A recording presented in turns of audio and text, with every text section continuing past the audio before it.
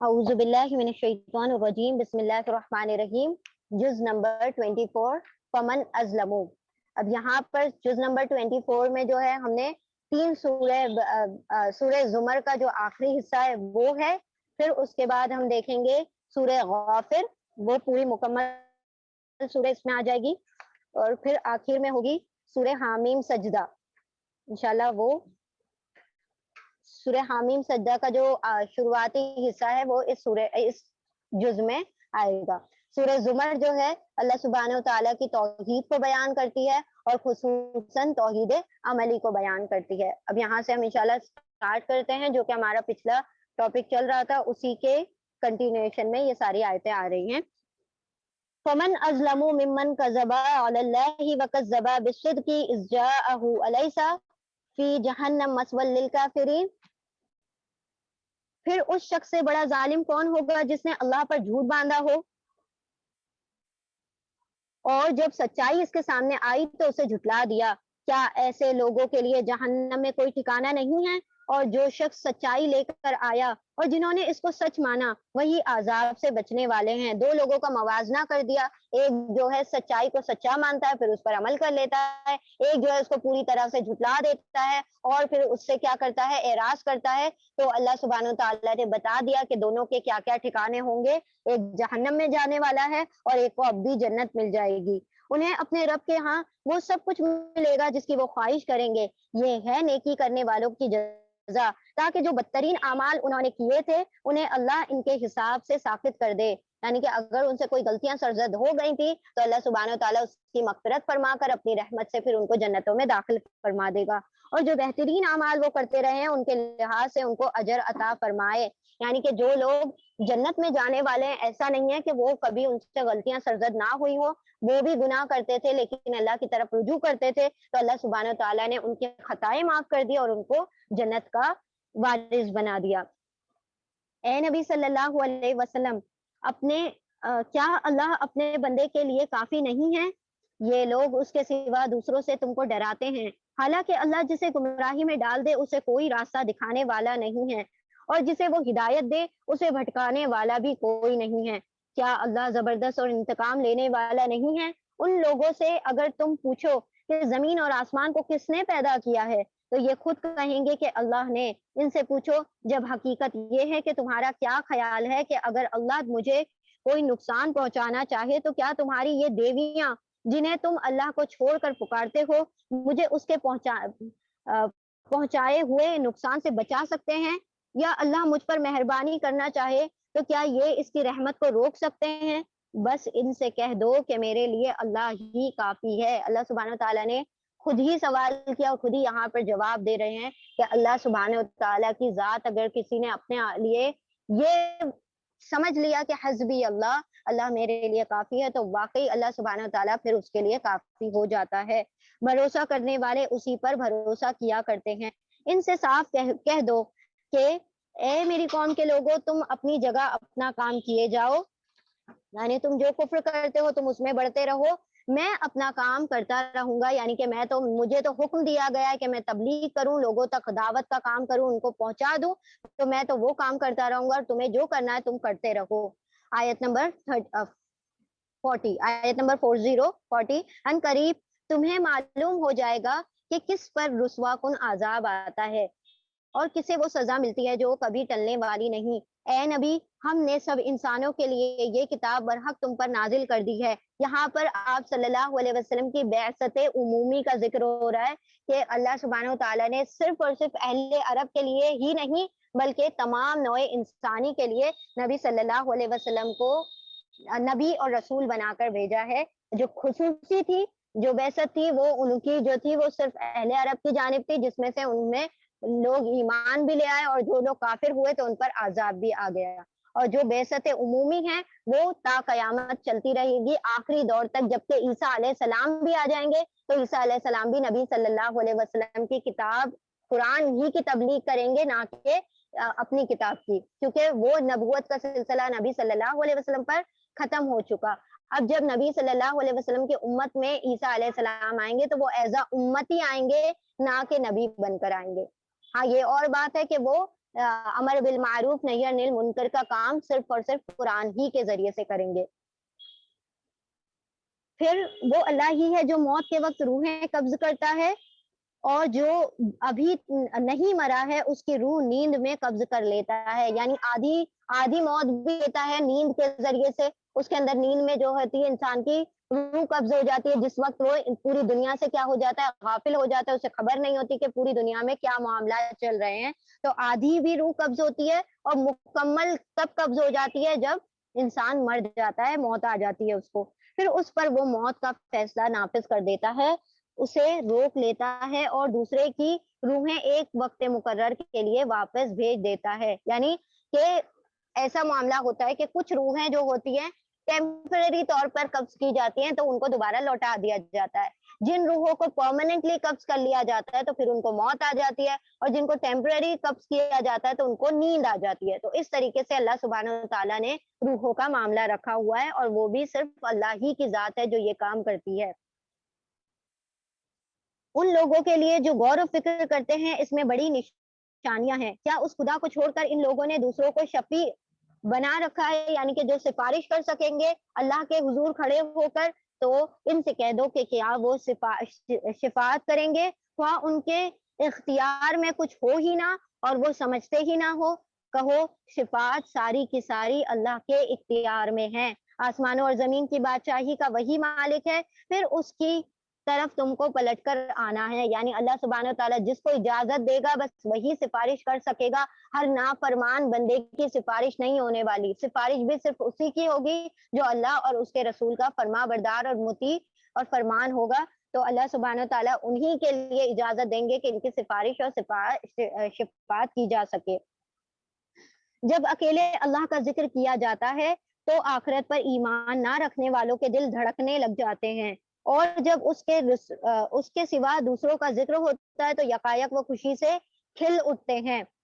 کہو خدایا آسمانوں اور زمین کے پیدا کرنے والے، حاضر و غائب کے جاننے والے، تو ہی اپنے بندوں کے درمیان اس چیز کا فیصلہ کر دے جس میں وہ اختلافات کرتے ہیں۔ یعنی اللہ سبحانہ تعالیٰ کا ذکر جب ہوتا ہے تو ان کے دلوں میں کیا ہوتی ہے، کھٹکنا شروع ہو جاتے ہیں، ان کے دل میں کھٹک پیدا ہو جاتی ہے۔ جب ان کے علاوہ کسی جس سے یہ محبت کرتے ہیں ان کا ذکر ہوتا ہے تو یہ خوش و خرم اللہ سبحانہ مطلب اپنے معبودوں کے، جھوٹے معبودوں کی طرف لوٹتے ہیں۔ تو یہاں پر نبی دعا کرتے ہیں کہ یا اللہ ان کافروں کے اور ان ایمان والوں کے درمیان فیصلہ فرما دے۔ اگر ان ظالموں کے پاس زمین کی ساری دولت بھی ہو اور اتنی ہی اور بھی وہ لے آئیں تو یہ روزے قیامت کے برے عذاب سے بچنے کے لیے سب کچھ فدیے میں دینے کے لیے تیار ہو جائیں گے۔ وہاں اللہ کی طرف سے ان کے سامنے وہ کچھ آئے گا جس کا انہوں نے کبھی اندازہ ہی نہ لگایا تھا۔ وہاں اپنی کمائی کے سارے برے نتائج ان پر کھل جائیں گے، اور وہی چیز ان پر مسلط ہو جائے گی جس کا یہ مذاق اڑایا کرتے تھے، یعنی کہ عذاب اور جہنم کی آگ ان کے اوپر اور نیچے سے مسلط کر دی جائے گی۔ یہ اس کا ٹھٹا کیا کرتے تھے، مذاق اڑایا کرتے تھے۔ یہی انسان جب ذرا سی مصیبت اسے چھو جاتی ہے تو ہمیں پکارتا ہے۔ دیکھیں اس سے پہلے بھی جو سورہ تھی ہم نے یہی پڑھا تھا، تو اسی کے مضمون بالکل ایسے ہی مکی صورتوں کا جو مضمون چلا آ رہا ہے کہ اللہ سبحانہ وتعالیٰ وہی چیزیں بار بار یاد دہانی کے طور پر دہرا رہے ہیں کہ جب انسان پر مصیبتیں آتی ہیں تو پھر وہ اللہ کی طرف زار و قطار روتا ہے، پھر دوڑ پڑتا ہے، اور پھر اسی کی طرف رجوع کرتا ہے، تو ہمیں پکارتا ہے۔ اور جب ہم اس سے اپنی طرف سے نعمت دے کر اچھا صلہ دے دیتے ہیں تو کہتا ہے کہ یہ تو مجھے علم کی بنا پر دیا گیا، یعنی کہ یہ جو کچھ ہوا ہے یہ میں نے اپنے علم کی بنا پر، جس طرح سے ہم نے دیکھا تھا قارون کا کیا حال ہوا تھا کہ اس نے کیا کیا تھا کہ جب اللہ سبحانہ وتعالیٰ نے اس کو نعمتیں دی اور اس کو خزانے عطا کیے تو اس نے کہا کہ اس میں کون سی بڑی بات ہے، یہ تو مجھے جو علم دیا گیا ہے اس کی بنا پر مجھے سارا کچھ حاصل ہوا ہے۔ تو پھر وہ اپنے اوپر متکبر ہو جاتا ہے، اس کو اللہ کی عطا نہیں سمجھتا، بلکہ یہ آزمائش ہے۔ یہ انسان کو جو نعمتیں دی جاتی ہیں وہ مطلب جو تکلیفیں ہوتی ہیں وہ چھوٹی آزمائش ہوتی ہے، اور جو نعمتیں ہوتی ہیں وہ انسان کے لیے اور بھی بڑی آزمائش ہوتی ہے۔ یعنی جس طرح سے امام احمد بن حنبل جب ان کو قید کر لیا گیا تھا یا امام مالک تھے یا امام احمد بن حنبل تھے، ان کو جب قید کر لیا گیا تو وہ ان کے اوپر ایسا عذاب دیا گیا کہ وہ فرمایا، کہا جاتا ہے کتابوں میں کہ اگر ہاتھیوں کو بھی ایسا عذاب دیا جائے تو وہ بھی چیخ اٹھیں، ایسا عذاب میں ان کو مبتلا کیا گیا تھا جیل میں. لیکن وہ کچھ نہیں، ان کے زبان سے کوئی شکوہ نہیں نکلا اللہ سبحانہ و تعالیٰ کے طرف، یا کوئی بھی ایسی ان کے زبان سے کوئی بات نہیں نکلی. لیکن جب ان کے پاس ایک شخص آیا کہ بادشاہ نے آپ کو یہ اشرفیوں کی تھیلی بھیجی ہے اور یہ رکھ لیں آپ، تو انہوں نے کہا کہ میں اس آزمائش کے قابل نہیں ہوں، اللہ یہ آزمائش میرے لیے بہتر ہے کہ تو مجھے کیا کر، اس عذاب میں مبتلا رکھ، یہ میرے لیے زیادہ آسان ہے بنسبت یہ مال و دولت کی جو آزمائش ہے میں اس میں پورا نہیں اتر سکتا. تو یہاں پر وہی بات بتائی جا رہی ہے کہ یہ جو انسان کو جو کثرت نعمت دی جاتی ہے وہ بڑی آزمائش ہوتی ہے بنسبت مصیبتوں کے. مصیبت جو ہوتی ہے کیونکہ اس میں انسان جو ہوتا ہے اللہ کو یاد بھی کرتا ہے، اللہ کی طرف رجوع بھی کرتا ہے اور اس کو پکارتا بھی ہے، لیکن جب خوشیاں اور اس کو بحالی دی جاتی ہے تو اس سے وہ اللہ سبحانہ و تعالیٰ سے بہت حد تک غافل ہو جاتا ہے، اور حتیٰ کہ وہ متکبر بھی ہو جاتا ہے اور اپنے آپ کو غرور کرنے لگتا ہے اور دوسروں کو حقیر تک سمجھنا شروع کر دیتا ہے. مگر ان میں سے اکثر لوگ جانتے نہیں ہیں، یہی بات ان سے پہلے گزرے ہوئے لوگ بھی کہہ چکے ہیں، مگر جو کچھ وہ کماتے تھے وہ ان کے کسی کام نہ آیا، یعنی وہ ان کی مال و دولت جو تھی وہ ساری کی ساری ضائع ہو گئی. پھر اپنی کمائی کے برے نتائج انہوں نے بھگتے، اور ان لوگوں میں سے بھی جو ظالم ہیں وہ عنقریب اپنی کمائی کے برے نتائج بھگتیں گے. یہ ہمیں عاجز کر دینے والے نہیں ہیں، اور کیا انہیں معلوم نہیں ہے کہ اللہ جس کا چاہتا ہے رزق کشادہ کر دیتا ہے، جس کا چاہتا ہے تنگ کر دیتا ہے. اس میں نشانیاں ہیں ان لوگوں کے لیے جو ایمان لاتے ہیں. اے نبی صلی اللہ علیہ وسلم، آیت نمبر 53، اے نبی صلی اللہ علیہ وسلم کہہ دو کہ اے میرے بندو، جنہوں نے اپنی جانوں پر زیادتی کی ہے اللہ کی رحمت سے مایوس ہونے کی ضرورت نہیں. یعنی کہ اگر تم سے کوئی گناہ سرزد ہو گیا ہے تو اللہ سبحانہ و تعالیٰ کی رحمت سے مایوس نہ ہو جاؤ، یقیناً اللہ سارے گناہ معاف کر دیتا ہے. اگر بندہ آسمانوں برابر بھی گناہ بھر دے اور پھر سچے دل سے توبہ کرے ندامت کے ساتھ، اور پھر وہ ندامت ایسی ہو کہ پھر وہ اللہ سے وعدہ کرے کہ میں اس گناہ کو دوبارہ نہ دہراؤں، تو پھر اللہ سبحانہ و تعالیٰ غفور الرحیم ہے، وہ اس کے سارے گناہوں کو سمندر کے جھاگ کی برابر بھی ہوں تو اس کو بخشنے پر قدرت رکھتا ہے. وہ جو آپ لوگوں کو پتا ہوگا کہ بنی اسرائیل کا جو ایک شخص تھا 100 قتل کر کے 99 قتل کر کے آیا تھا، تو پھر کسی سے پوچھا اس نے کہ کیا میرے یہ گناہ معاف ہو سکتے ہیں کہ میں نے 99 قتل کر دیے؟ تو اس شخص نے کہا کہ 99 100 چوہے کھا کے بلی 900 چوہے کھا کے بلی حج کو چلی، اب تم آئے ہو اتنے 99 قتل کر کے آ کے اب چاہتے ہو کہ اللہ تمہیں معاف کر دے؟ کبھی تمہارا قتل یہ جو گناہ معاف نہیں ہو سکتا. تو اس نے کیا کیا، اس کو بھی قتل کر دیا، کہا کہ 99 صحیح، اب 100 اور صحیح، یعنی کہ ایک اور قتل اور ملا لو. جب میرے گناہ معاف ہی نہیں ہو سکتے تو جب 100 ہی پورے کر لوں. پھر وہ اس کو کسی نے بتایا کہ تمہارے قتل جو میرے ایک عالم کے پاس گیا تو انہوں نے کہا کہ کیوں نہیں، تمہارے سارے گناہ معاف ہو جائیں گے، اللہ کی طرف رجوع کرو، توبہ کر لو سچی. تو اللہ سبحانہ و تعالیٰ نے اس کی توبہ قبول کی، اور پھر وہ جو فرشتوں والا جو معاملہ ہوا تھا، یعنی وہ بہت طویل بات ہے. بس یہ ہے کہ اللہ سبحانہ و تعالیٰ کی اگر ذات سے مایوس نہ ہوا جائے تو اللہ سبحانہ و تعالیٰ غفور الرحیم ہے، بشرطے کہ بندہ نادم ہو اور پھر یہ جو گناہ کیا ہے اس کو دوبارہ سے لوٹانے کی، اس کو دوبارہ سے کرنے کی وہ عزم کر لے اور پھر وہ توبہ کر لے، تو اللہ سبحانہ و تعالیٰ غفور الرحیم ہے. وہ تو بڑا بخشنے والا رحم فرمانے والا ہے. پلٹاؤ اپنے رب کی طرف، وہ تو اور مطیع فرما بردار بن جاؤ اس کے قبل اس کے کہ تم پر عذاب آ جائے اور پھر کہیں سے تمہیں مدد نہ مل سکے. عذاب کے آنے سے پہلے پہلے اگر بندہ توبہ کر لے تو پھر اللہ سبحانہ و تعالیٰ پھر اس کو معاف فرما دیتے ہیں. اور پیروی اختیار کر لو اپنے رب کی بھیجی ہوئی کتاب کی اور کتاب کے بہترین پہلو کی، قبل اس کے کہ تم پر اچانک عذاب آ جائے اور تم کو خبر تک نہ ہو. کہیں ایسا نہ ہو کہ جب میں کوئی شخص کہ کہیں ایسا نہ ہو کہ کوئی شخص کہنے لگے افسوس میری اس تقصیر پر جو میں اللہ کے جناب میں کرتا رہا، بلکہ میں تو الٹا مذاق اڑانے والوں میں شامل ہو گیا. یعنی کہ جو میں نے کمی بیشی کی تھی اللہ کی اطاعت میں، اگر وہ بھی نہ کرتا تو آج میرے درجات کہاں کے کہاں ہوتے اور میں نے ایمان والوں کا مذاق اڑایا. یا کہے کاش اللہ نے مجھے ہدایت بخشی ہوتی تو میں بھی متقیوں میں سے ہو جاتا. یعنی اللہ سبحانہ و تعالیٰ یہ آخرت کا معاملہ بتا رہے ہیں کہ جو لوگ حسرت کرنے والے ہوں گے وہ ایسی ہی حسرتیں کریں گے کہ کاش میں نے یہ نہ کیا ہوتا, کاش میں نے وہ نہ کیا ہوتا, یہاں پر میں نے عمل کر لیا ہوتا, کاش میں نے اللہ کے لیے اپنی زندگی کو گزار لیا ہوتا, کاش میں نے یہاں پر, کاش اللہ نے مجھے ہدایت بخش دی ہوتی تو میں متقیوں میں ہو جاتا. یا عذاب دیکھ کر کہے گا کہ کاش مجھے ایک موقع اور مل جائے اور میں بھی نیک عمل کرنے والا ہو جاؤں. اور اس وقت اسے یہ جواب دیا جائے گا کہ کیوں نہیں, میری آیات تیرے پاس آ چکی تھی, پھر تو نے انہیں جھٹلا دیا اور تکبر کیا اور تو کافروں میں سے تھا. آج جن لوگوں نے خدا پر جھوٹ باندھے ہیں, قیامت کے روز تم دیکھو گے کہ ان کے منہ کالے ہو چکے ہیں. کیا جہنم میں متکبروں کے لیے کافی جگہ نہیں ہے؟ اس کے برعکس جن لوگوں نے یہاں تقویٰ کیا ہے ان کے اسباب کامیابی کی وجہ سے اللہ ان کو نجات دے دے گا. ان کو نہ کوئی گزند پہنچے گا اور نہ وہ غمگین ہوں گے, نہ ان پر کوئی خوف طاری ہوگا. یعنی کہ خوف انسان کو ہوتا ہے, کس چیز کا خوف ہوگا؟ فیوچر کا خوف ہوتا ہے کہ میرے ساتھ کیا ہوگا. تو اللہ سبحانہ و تعالیٰ نے کہہ دیا کہ اب تو تمہارے لیے ہمیشہ کی جنت ہے, تو وہ تو خوف زائل ہو گیا کہ اب تو یہاں سے نہ نکالے جائیں گے, تو ہمیشہ ہمیشہ آرائش و آسائش و عیش میں رہنا ہے. تو غم بھی نہ ہوگا کہ دنیا میں جو مصیبتیں جھیلی ہیں, جو پاسٹ کا جو غم ہوتا ہے وہ بھی ان پر نہیں ہوگا. نہ ماضی کا غم ہوگا, نہ آنے والے فیوچر مستقبل کا خوف ہوگا. اللہ ہر چیز کا خالق ہے اور وہی ہر چیز پر نگہبان ہے. زمین اور آسمانوں کے خزانے کی کنجیاں اسی کے پاس ہیں. اللہ سبحانہ و تعالیٰ ہی کے پاس ساری چیزوں کی کنجیاں اور کیز ہیں جس سے وہ ساری دنیا کی تدبیر کیا کرتا ہے. آیت نمبر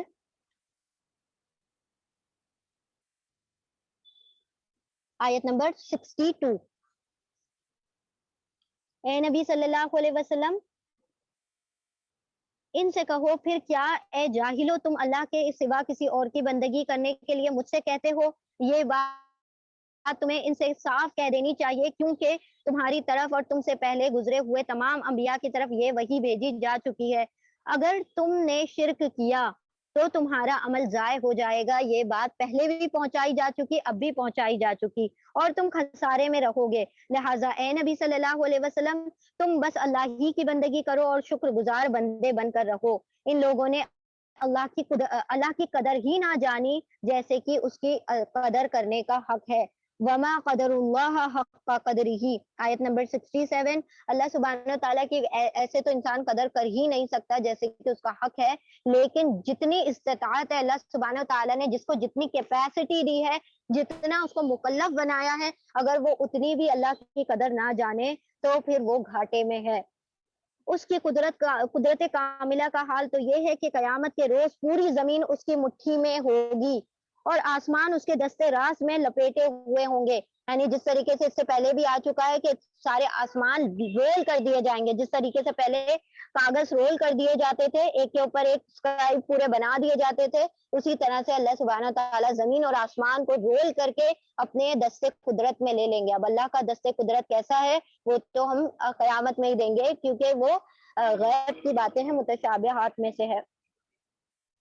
پاک اور بالا تر ہے وہ اس شرک سے جو یہ کرتے ہیں, اور اس روز سور پھونک دیا جائے گا اور وہ سب مر کر گر جائیں گے. یہ پہلا سور ہے, جبکہ مر جائیں گے, پھر 40 سال تک اپنی وہ قبروں میں پڑے رہیں گے, کیونکہ ہر انسان کو برزخی زندگی کا مزہ تو چکھنا ہے.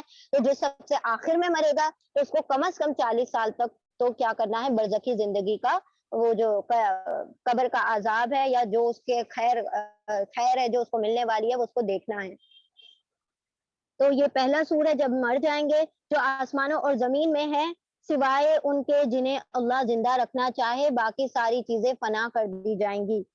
پھر ایک دوسرا سور پھونکا جائے گا, یعنی کہ جب دوسرا سور پھونکا جائے گا نفخہ ثانیہ, جو کہ 40 سال بعد ہوگا, یکا یک سب کے سب اٹھ کھڑے ہوں گے.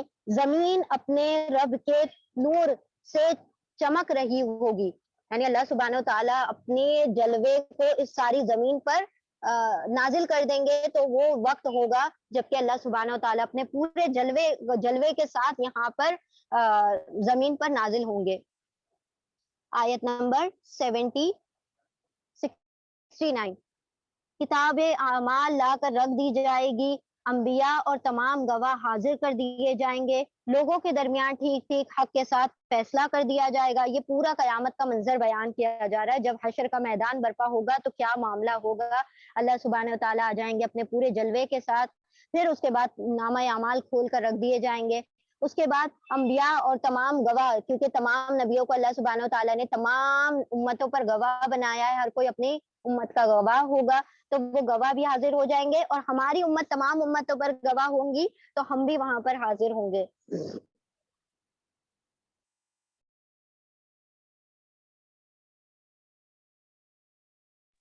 لوگوں کے درمیان ٹھیک ٹھیک حق کے ساتھ فیصلہ فرما دیا جائے گا، ان پر کوئی ظلم نہ کیا جائے گا، اور ہر متنفس، ہر جان جو کچھ بھی اس نے عمل کیا تھا اس کا پورا پورا بدلہ اس کو دے دیا جائے گا۔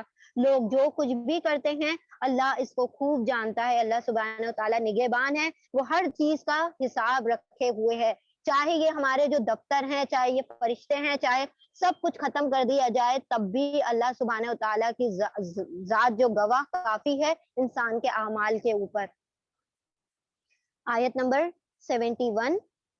اس فیصلے کے بعد وہ لوگ جنہوں نے کفر کیا تھا جہنم کی طرف گروہ در گروہ ہانکے جائیں گے۔ اب گروہ زمر کہا جاتا ہے، گروہ کو ہی کہا جاتا ہے، گروپ کو کہا جاتا ہے، تو ہر انسان اپنے گروہ کے مطابق جو ہے جہنم یا جنت میں جائے گا۔ جو جس طریقے کا ہوگا اس کو اسی گروپ میں شامل کر دیا جائے گا، جس کے ساتھ رہا ہوگا، جیسے لوگوں کی صحبت اختیار کی ہوں گی، انہی لوگوں کے ساتھ اس کا حشر بھی ہوگا۔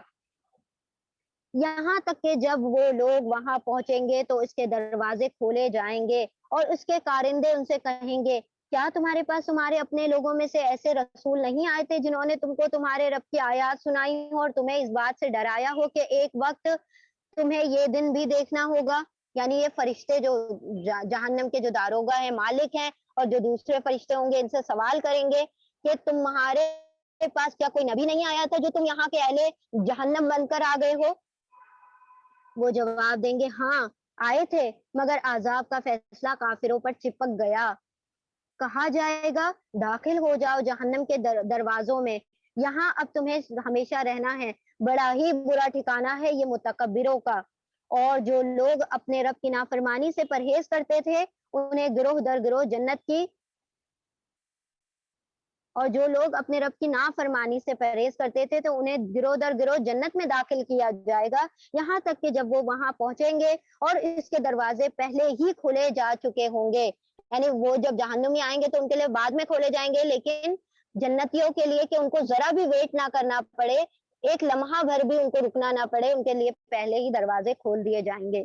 تو اس کے منتظمین ان سے کہیں گے کہ سلام ہو تم پر، بہت اچھے رہے، داخل ہو جاؤ اس میں ہمیشہ کے لیے۔ اور وہ کہیں گے شکر ہے اس خدا کا جس نے ہمارے ساتھ اپنا وہ وعدہ پورا کر دیا۔ دیکھیں اہل جنت کی ایک اور دعا یہاں پر آ رہی ہے، ہم نے اب تک 3 دعائیں پڑھ لی، اس سے پہلے 2 دعائیں پڑھ لی اہل جنتیوں کی، اب یہاں پر تیسری آ رہی ہے کہ الحمدللہ الذی صدقنا وعدہ واورثنا الارض نتبوأ من الجنت حیث نشاء فنعم اجر العاملین۔ اور وہ کہیں گے جنتی لوگ پکار اٹھیں گے الحمدللہ الحمدللہ، خدا کا شکر ہے، خدا کے لیے تعریف ہے، شکر ہے اس خدا کا جس نے ہمارے ساتھ اپنا وعدہ سچ کر دکھایا اور ہم کو زمین کا وارث بنا دیا۔ دیکھیں اس سے پہلے بات آئی تھی، کسی نے سوال بھی پوچھا تھا کہ زمین کا وارث بننا کیا ہے، اللہ سبحانہ و تعالیٰ نے یہاں پر اس چیز کی تفصیل بتا دی کہ زمین کا وارث بننا کیا ہے، کہ جنت میں داخل ہو جانا، جو کہ سلامتی اور نعمتوں والی جنت ہے۔ اب ہم جنت میں جہاں چاہیں اپنی جگہ بنا سکتے ہیں، یعنی اللہ سبحانہ و تعالیٰ نے چھوٹ دے دی کہ جاؤ جنت میں جیسے رہنا ہے رہو، تمہارے لیے ہمیشہ کے لیے یہ عیش کی جگہ کھول دی گئی ہے۔ بس بہترین اجر ہے عمل کرنے والوں کے لیے۔ اور تم دیکھو گے کہ فرشتے عرش کے گرد حلقہ بنائے ہوئے اپنے رب کی حمد و ثنا کر رہے ہوں گے، اور لوگوں کے درمیان ٹھیک ٹھیک حق کے ساتھ فیصلہ چکا دیا جائے گا اور پکار دیا جائے گا کہ حمد ہے اللہ رب العالمین کے لیے۔ یعنی اللہ سبحانہ تعالیٰ نے یہاں پر فرما دیا کہ اللہ کے لیے تو کرو بیاں اتنے ہیں کہ وہ ہر وقت اللہ کی حمد و ثنا میں लगे रहते हैं, वो कितनी ज़रा सी भी अल्लाह की नाफरमानियाँ नहीं करते, और सारे चारों तरफ से यहाँ तक कि ये कहा जाता है कि आसमान का और ना ही ज़मीन का कोई 4 उँगली या बालिश भर भी एक ऐसी जगह नहीं है, जहाँ पर अल्लाह सुब्हानहू व तआला की तस्बीहात और हम्द और उसके लिए सजदे ना करते हों। ये जो फरिश्ते अल्लाह ने उसकी तस्बीह और हम्द के लिए मुकर्रर कर रखे हैं।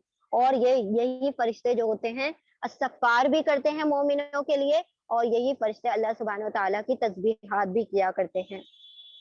अल्हम्दुलिल्लाह, यहाँ पर सूरतुल ज़ुमर मुकम्मल हो गई। अब यहाँ से हम लेंगे सूरह मोमिन।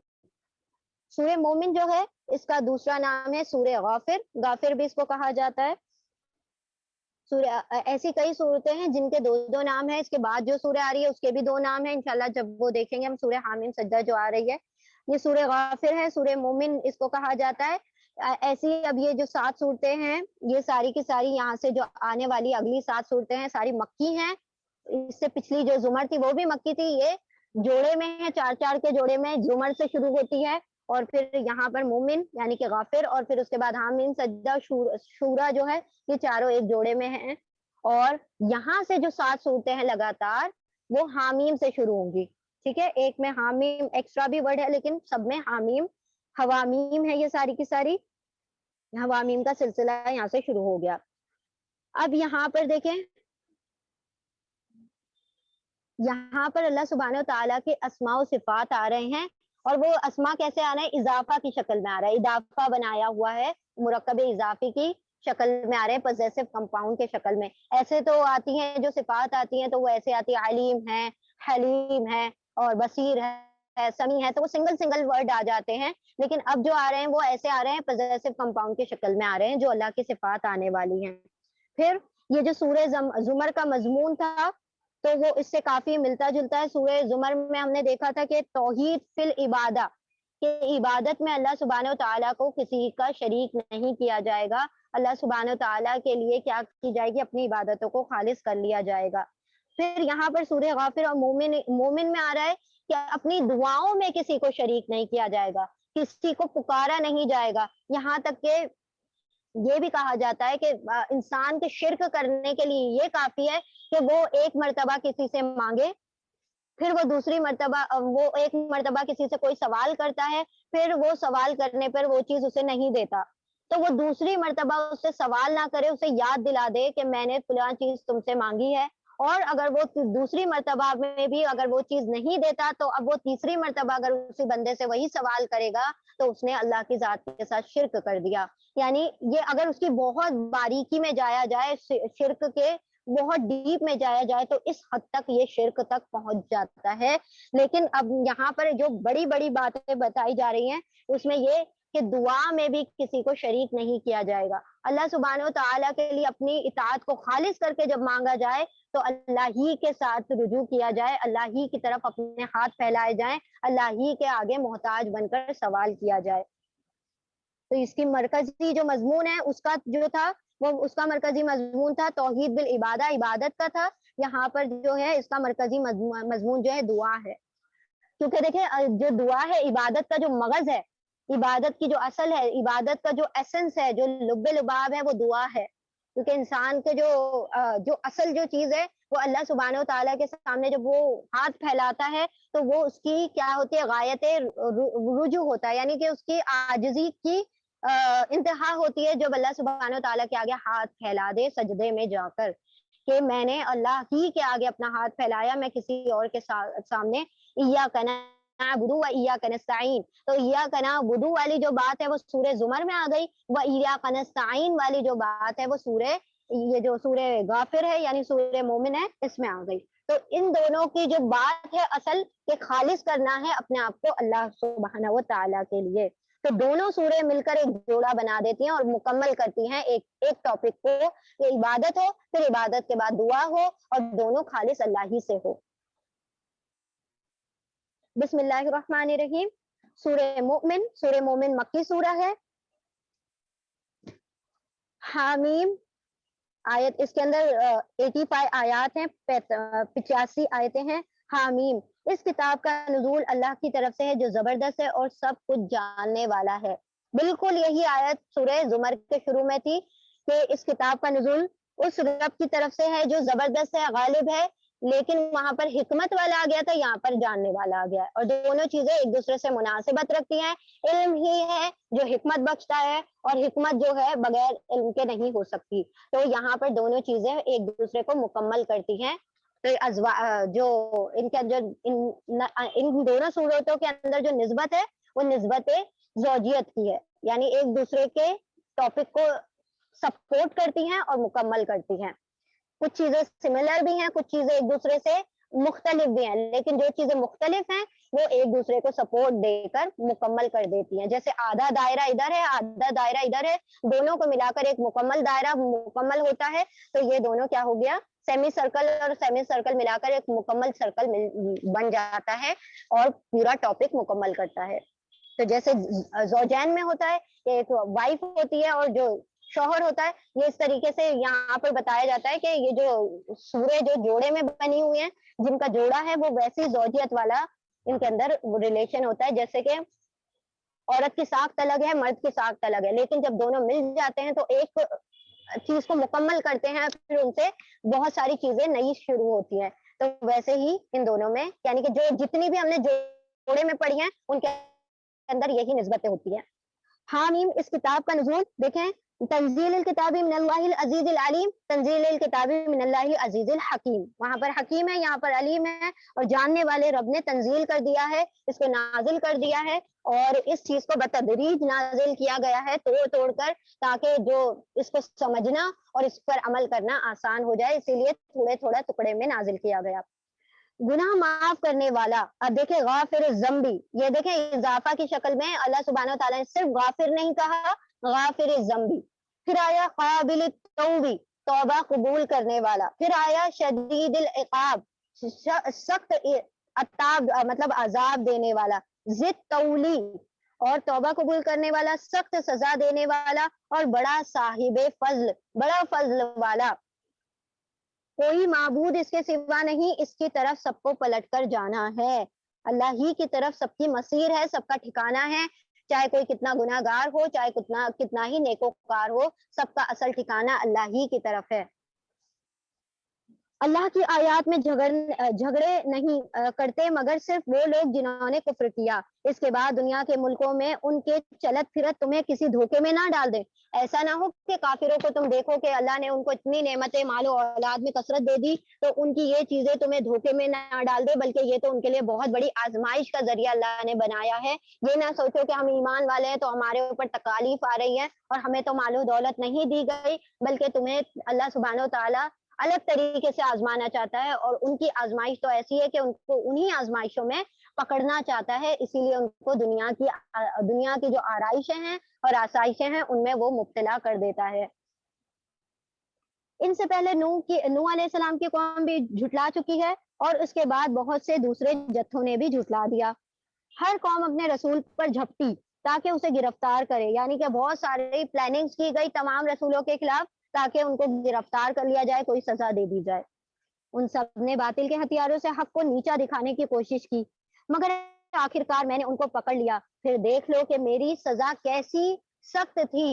इस तरह तेरे रब का ये फैसला भी उन सब लोगों पर चस्पा हो चुका जो कुफ्र के मुर्तकिब हुए हैं कि वो दरअसल जहन्नम होने वाले हैं, यानी कि उनको जहन्नम की आग में जलना है। आयत नंबर 7, अल्लज़ीना यहमिलून अल अर्शा, और जो हामिलीन अर्श हैं, यानी कि वो फरिश्ते अर्श इलाही के हामिल फरिश्ते और जो अर्श के गिर्दो पेश हाजिर रहते हैं, जो कि मुकर्रब फरिश्ते हैं, जो करीब रहने वाले फरिश्ते हैं, सब अपने रब की हम्द के साथ साथ उसकी तस्बीह करते रहते हैं।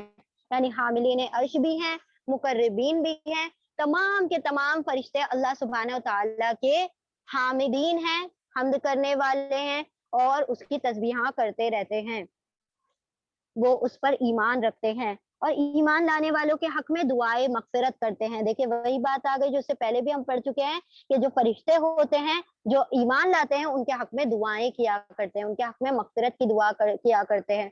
تو اللہ سبحانہ و تعالیٰ نے تو ہمارے لیے ان فرشتوں کو بھی کام پر لگایا ہوا ہے کہ وہ ہمارے حق میں کیا کرتے ہیں؟ دعائیں مغفرت کرتے ہیں کہ اللہ ان سے جو کوتاہیاں ہوتی ہیں ان کو معاف کر دے، ان سے جو غلطیاں ہوتی ہیں، جو خطا ہوتی ہے، ان کو معاف کر دے۔ تو اللہ سبحانہ و تعالیٰ نے ہمارے لیے ان کو کام پر لگایا اور رکھا ہے۔ تو دیکھیے اللہ سبحانہ و تعالیٰ کی اعلیٰ، اللہ سبحانہ و تعالیٰ کی نعمتیں کس حد تک بلند ہیں کہ ان کو مطلب جو وہ فرشتے جو کہ اس کے مقربین ہیں ان کو بھی اس کام پہ لگا دیا کہ ہم جیسے حقیر ترین بندے ان کے لیے وہ مغفرت کی دعائیں کرتے ہیں۔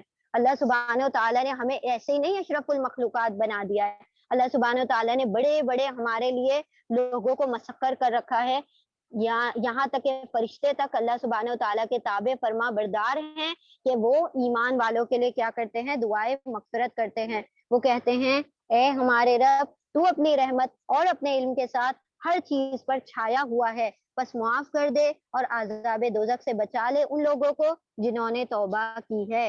سبحان اللہ۔ دیکھیں یہاں پر وہ دعا ہے، بہت خوبصورت دعا ہے، فرشتوں کی دعا ہے۔ آیت نمبر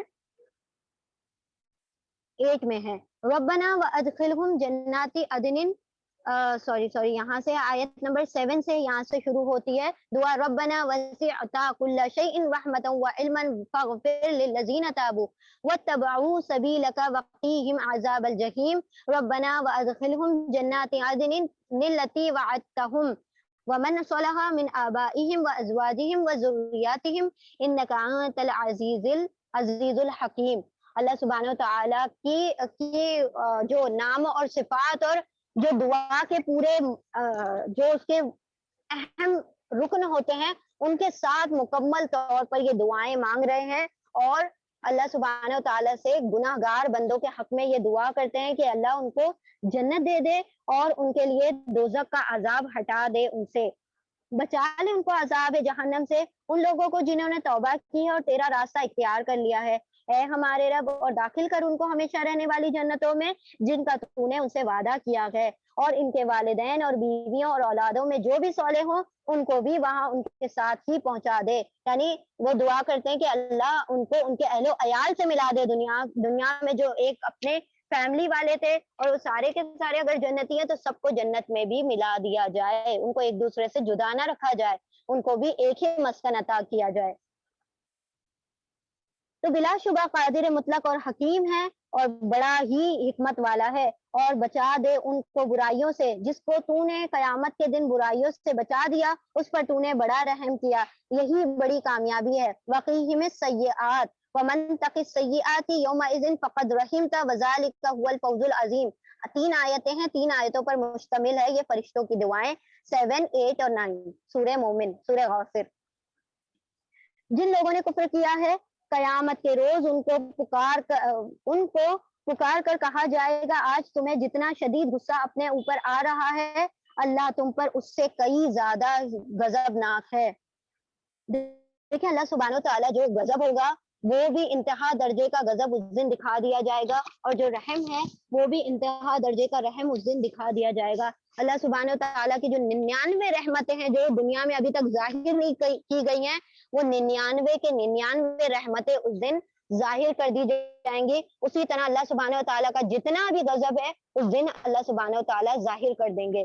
جتنا غضب اس دنیا پر ابھی تک نہیں ڈھایا ہے اللہ سبحانہ و تعالیٰ نے، وہ سارا کا سارا اس قیامت کے حشر کے دن دکھا دیا جائے گا۔ جب تمہیں ایمان کی طرف بلایا جاتا تھا اور تم کفر کرتے تھے، وہ کہیں گے اے ہمارے رب، تو نے واقعی ہمیں 2 دفعہ موت اور 2 دفعہ زندگی دے دی، اب ہم اپنے قصوروں کا اعتراف کرتے ہیں۔ 2 دفعہ کیسے موت ہو گئی؟ ایک مرتبہ ایسا ہوا کہ انسان جو تھا پہلے عالم ارواح پر زندہ تھا، پھر اللہ سبحانہ و تعالیٰ نے اس کو سلائے رکھا، پھر اس کے بعد اس کو زندگی بخشی، یعنی جو اپنی ماں کے رحم میں آ گیا وہ تو پہلی زندگی تو یہ ہو گئی۔ پھر اللہ سبحانہ و تعالیٰ نے اس کو موت دی، یا تو وہ قیامت کے ذریعے سے یا موت کے ذریعے سے مرتا ہے تو وہ دوسری موت ہو گئی۔ پھر اس کے بعد اللہ سبحانہ و تعالیٰ اس کو سور پھونک کر دوبارہ سے زندہ کرے گا۔ تو 2 دفعہ موت ہو گئی، 2 دفعہ تو نے ہمیں زندگی دی، اور اب ہم اپنے قصوروں کا اعتراف کرتے ہیں، کیا اب یہاں سے نکلنے کی بھی کوئی سبیل ہے؟ جو اب ملے گا یہ حالت جس میں تم مبتلا ہو، یعنی کہ اللہ سبحانہ و تعالیٰ نے کہہ دیا کہ بس یہی تھا जो होना था, एक मर्तबा मौत आ गई, जो दुनिया की ज़िंदगी में आने के बाद आ गई, तो फिर उसके बाद दोबारा नहीं ज़िंदा किया जाएगा। अब ये 2 दफ़ा मौत का तज़किरा क्यों कर रहे थे? कि यूँ कहना चाह रहे थे कि अल्लाह 2 दफ़ा तो दे दी, तीसरी दफ़ा और दे दे। यानी कि जहन्नम से अब एक मर्तबा हमें और बचा ले, तो हम जाके दोबारा से नेक अमल कर लें। अल्लाह सुब्हानहू व तआला ने कहा कि बस अब ख़त्म हो चुका, जो अमल करना था कर लिया, जवाब मिलेगा। ये हालत जिसमें तुम मुब्तला हो, इस वजह से है कि जब अकेले अल्लाह की तरफ बुलाया जाता था, तो तुम मानने से इनकार कर देते थे, और जब उसके साथ दूसरों को मिलाया जाता, तो तुम मान लेते थे। अब फैसला अल्लाह और बुजुर्ग बरतर के हाथ है। यानी कि तुम शरीक के साथ तो मान लिया करते थे, तुम शिर्क करना तो पसंद करते थे, अल्लाह को अकेला मानना पसंद ना करते थे। तो अब आज जो है तुम्हारा, तुम इस शिर्क का मज़ा चखो। वही तो है जो तुम पर अपनी निशानियाँ दिखाता है। हुवल्लज़ी युरीकुम आयातिही, आयत नंबर 13। और आसमान से तुम्हारे लिए रिज़्क़ नाज़िल करता है, मगर इन निशानियों के मुशाहिदे से सबक सिर्फ़ वही लोग लेते हैं जो अल्लाह की तरफ रुजू करते हैं। बस ए रुजू करने वाले, अल्लाह ही को पुकारो, अपने दीन को उसके लिए खालिस करके, ख्वाह तुम्हारा ये फ़ेल काफ़िरों को कितना बुरा लगे। वो बुलंद दर्जों वाला मालिक अर्श है, अपने बंदों में से जिस पर चाहता है अपने हुक्म से रूह नाजिल कर देता है। रूह नाजिल कर देता है यानी वही के लिए जिब्राइल अलैहिस्सलाम को जिसको मुख्तस कर लेगा, जिसको भी रसूल बना देगा, उसके लिए अल्लाह सुब्हानहू व तआला जिब्राइल अमीन को भेज देता है, ताकि वो मुलाकात के दिन से खबरदार कर दे, यानी लोगों को आगाह कर दे। वो दिन जबकि सब लोग बेपरवाह होंगे, अल्लाह से उनकी कोई बात छुपी ना होगी। उस रोज पुकार कर पूछेंगे, आज बादशाही किसकी है? सारा आलम पुकार उठेगा, अल्लाह वाहिदुल कहार की। कहा जाएगा, आज हर मुतनफ़िस को उस कमाई का बदला दिया जाएगा जो उसने की है। आज किसी पर कोई जुल्म ना होगा। ये बात जब भी अल्लाह सुब्हानहू व तआला कहेंगे कि जब पूरी दुनिया को सूर फूँक कर फना कर दिया जाएगा, अल्लाह सुब्हानहू व तआला सबको फना कर देंगे, सारी दुनिया को खत्म कर दिया जाएगा। फिर अल्लाह सुब्हानहू व तआला सवाल करेंगे, अइनल मुलूक, कहाँ है बादशाह? वो बादशाह जो दुनिया में अपनी बादशाही ज़ाहिर किया करते थे, वो बादशाह जो दुनिया में अपने आप को खुदाई का दावा किया करते थे। ज़रा बताओ कहाँ है वो बादशाह? अल्लाह सुब्हानहू व तआला पुकारेंगे, बार-बार पुकारेंगे, अइनल मुलूक, अइनल मुलूक। फिर अल्लाह सुब्हानहू व तआला खुद पुकारेंगे, आज कोई बादशाह नहीं सिवाय तुम्हारे रब के। आज के दिन का बादशाह सिर्फ तुम्हारा रब है। और फिर अल्लाह सुब्हानहू व तआला फिर खुद से ही अपनी तारीफ करेंगे। बेशक अल्लाह सुब्हानहू व तआला की ज़ात खुद से तारीफ करती हुई बड़ी जचती है। तो अल्लाह सुब्हानहू व तआला कहेंगे कि आज सिर्फ और सिर्फ मैं ही बादशाह हूँ। फिर अल्लाह सुब्हानहू व तआला यहाँ वाहिदुल कहार तुम्हारा रब है, कहा जाएगा, आज हर मुतनफ़िस को उस कमाई का बदला दिया जाएगा जो उसने की थी। यानी ये उस दिन की बात है जब सबको उठाकर खड़ा कर दिया जाएगा। फिर उनसे कहा जाएगा, अपने-अपने आमाल के हिसाब से तुम्हें जज़ा दी जाएगी। आज किसी पर कोई ज़ुल्म ना होगा और अल्लाह हिसाब लेने में बहुत तेज़ है। ए नबी सल्लल्लाहु अलैहि वसल्लम, डराओ उन लोगों को उस दिन से जो करीब आ लगा है, यानी कयामत का दिन, जब कलेजे मुँह को आ रहे होंगे। अल्लाहुम्मा हासिबनी हिसाबन यसीरा, जब कलेजे मुँह को आ रहे होंगे और लोग चुपचाप गम के घूंट पिए खड़े होंगे। ज़ालिमों का ना कोई मुशफ़िक दोस्त होगा और ना कोई शफ़ीक जिसकी बात मानी जाए, यानी ना कोई सिफ़ारिशी होगा, ना कोई उनका दोस्त होगा। सब उनसे भाग रहे होंगे जिन्होंने ज़ुल्म किया होगा।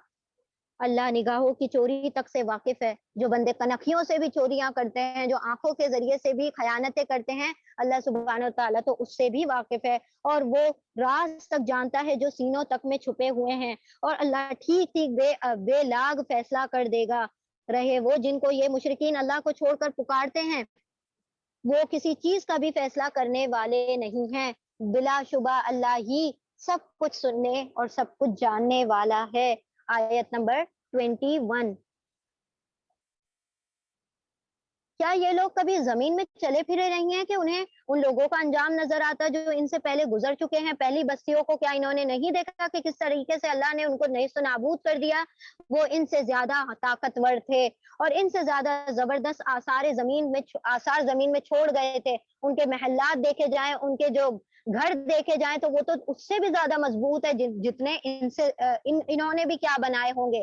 آج کی ہماری جو بلڈنگیں بنتی ہیں تو وہ تو اتنی کمزور ہوتی ہیں، انہوں نے تو پہاڑوں کو تراش کر کیا کیا، اپنے محل تعمیر کر لیا، اور اتنے اونچے اونچے محل کہ ان کو نظریں نہیں پہنچتی، اتنے عمود یعنی کہ ستونوں پر محل کھڑے کر دیے، پہاڑوں کو کاٹ کر تراش کر اتنی سخت چٹانوں سے انہوں نے یہ کاریگری دکھائی۔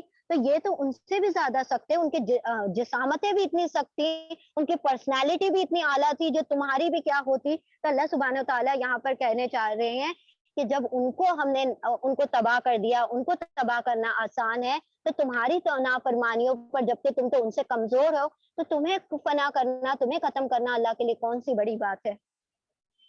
مگر اللہ نے ان کے گناہوں پر انہیں پکڑ لیا اور ان کو اللہ سے بچانے والا کوئی نہ تھا۔ یہ ان کا انجام اس لیے ہوا کہ ان کے پاس ان کے رسول بینات واضح نشانیاں لے کر آئے اور انہوں نے ماننے سے انکار کر دیا۔ آخرکار اللہ نے ان کو پکڑ لیا۔ یقیناً وہ بڑی قوت والا اور سزا دینے میں بہت زیادہ سخت ہے۔ ہم نے موسیٰ علیہ السلام کو فرعون اور حامان اور قارون کی طرف اپنی نشانیوں اور نمایاں سند پر معموریت کے ساتھ بھیجا۔ اب فرعون کے یہ دونوں خاص شخص تھے۔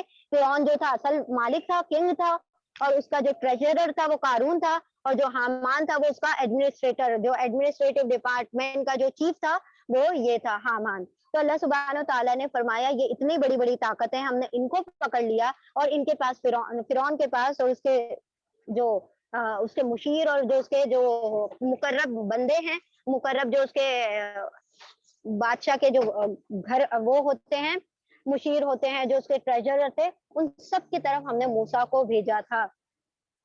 انہوں نے کہا ساحر ہے، کذاب ہے۔ پھر جب یعنی موسیٰ علیہ السلام کو کیا کہہ دیا کہ وہ جادوگر ہیں اور بہت زیادہ جھوٹے آدمی ہیں، نعوذ باللہ۔ پھر جب وہ ہماری طرف سے حق ان کے سامنے لے آیا تو انہوں نے کہا جو لوگ ایمان لا کر اس کے ساتھ شامل ہوئے ہیں ان سب کے لڑکوں کو قتل کر دو اور لڑکیوں کو جیتا چھوڑ دو، مگر کافروں کی چال اکارت ہو گئی۔ اللہ سبحانہ تعالیٰ نے ان کو بچا لیا اور ان کو کیا کر دیا؟ غرق کر دیا۔ ایک روز فرعون نے اپنے درباریوں سے کہا چھوڑو مجھے، میں اس موسیٰ کو قتل کیے دیتا ہوں، اور پکار دیکھو یہ اپنے رب کو، پکار دیکھے یہ اپنے رب کو، یعنی کہ دیکھتے ہیں کہ یہ موسیٰ کو جب میں قتل کر رہا ہوں تو ان کا رب کیسے اس کو بچاتا ہے۔ مجھے اندیشہ ہے کہ یہ تمہارا دین بدل ڈالے گا یا ملک میں فساد برپا کر دے گا۔ موسیٰ علیہ السلام نے کہا میں نے تو ہر اس متکبر کے معاملے میں جو یوم الحساب پر ایمان نہیں رکھتا اپنے رب اور تمہارے رب کی پناہ لے لی۔ یہاں پر موسیٰ علیہ السلام کی دعا ہے انی اُذْتُ بربی وربکم من کل متکبر لا یؤمنون بیوم الحساب، آیت نمبر 27۔ اور اس موقع پر آل فرعون میں سے ایک مومن شخص جو اپنا ایمان چھپائے ہوئے تھا بول اٹھا کیا تم ایک ایسے شخص کو صرف اس بنا پر قتل کر دو گے کہ وہ کہتا ہے کہ میرا رب اللہ ہے، حالانکہ وہ تمہارے رب کی طرف سے تمہارے پاس بینات لے کر آیا ہے؟ اگر وہ جھوٹا ہے تو اس کا جھوٹ خود اس پر پلٹ آئے گا، لیکن اگر وہ سچا ہے تو جن ہولناک نتائج کا وہ تم کو خوف دلاتا ہے ان میں سے کچھ تو تم پر ضرور آ جائے گا۔ اللہ کسی ایسے شخص کو ہدایت نہیں دیتا جو حد سے گزر جانے والا ہو اور کذاب ہو۔ اے میری قوم کے لوگوں، آج تمہیں بادشاہی حاصل ہے اور زمین میں تم غالب ہو، لیکن اگر خدا کا عذاب ہم پر آ گیا تو پھر کون ہے جو ہماری مدد کر سکے؟ فرعون نے کہا میں تو تم لوگوں کو وہی رائے دے رہا ہوں جو مجھے مناسب لگتی ہے، اور میں اسی راستے کی طرف چلوں گا، رہنمائی کروں گا جو مجھے ٹھیک معلوم ہوتی ہے۔ وہ شخص جو ایمان لایا تھا اس نے کہا اے میری قوم کے لوگوں، مجھے خوف ہے کہ کہیں تم پر بھی وہ دن نہ آ جائے کہ جو اس سے پہلے بہت سے جتھوں پر آ چکا تھا، جیسا دن قوم نوح اور عاد اور سمود پر آ چکا ہے۔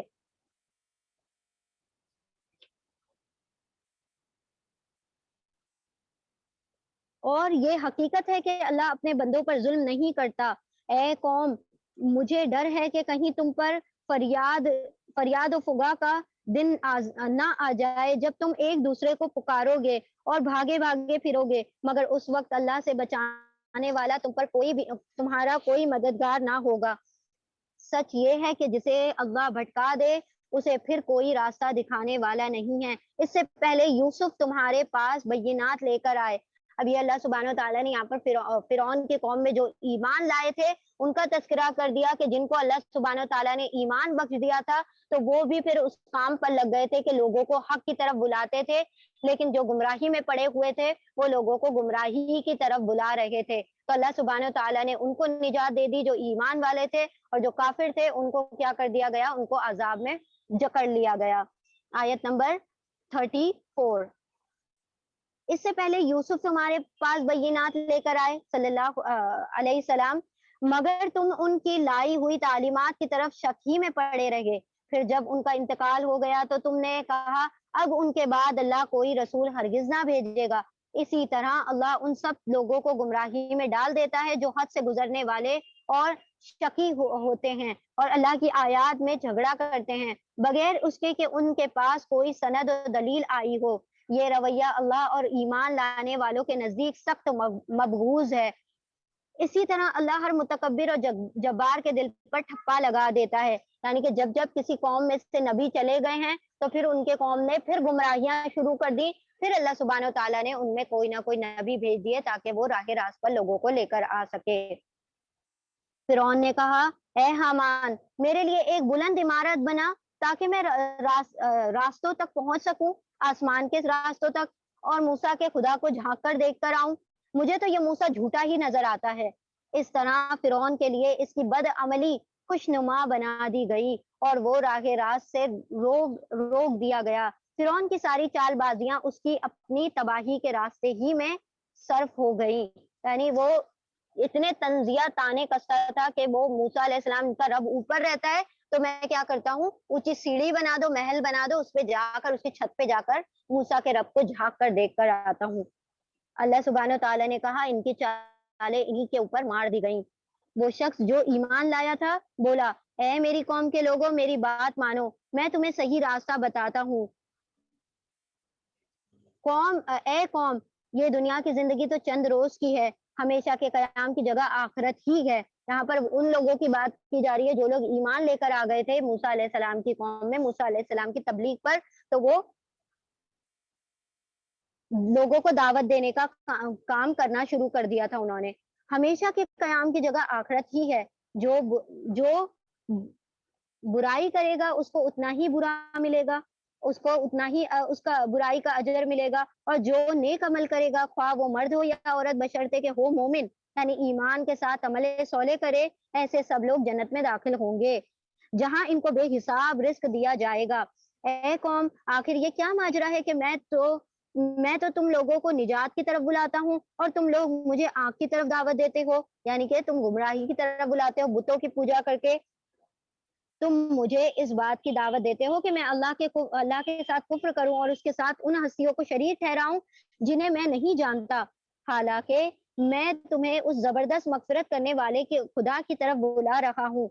नहीं, हक ये है कि इसके खिलाफ नहीं हो सकता कि जिनकी तरफ तुम मुझे बुला रहे हो उनके लिए ना दुनिया में कोई दावत है और ना आखिरत में। यानी अल्लाह सुब्हानहू व तआला ने ना उनके लिए खैर कोई दुनिया में रखी हुई है ना आखिरत में। वहां तो जो लोग नेक होंगे उनके लिए आखिरत की भी मेजबानी है और दुनिया की भी। अन करीब वो वक्त आएगा जब तुम उसे याद करोगे और अपना मामले में अल्लाह के सुपुर्द करता हूँ, वो अपने बंदों का निगहबान है। आखिरकार उन लोगों ने जो बुरी से बुरी चाले उस मोमिन के खिलाफ चली, अल्लाह ने उन सब से उसको बचा लिया।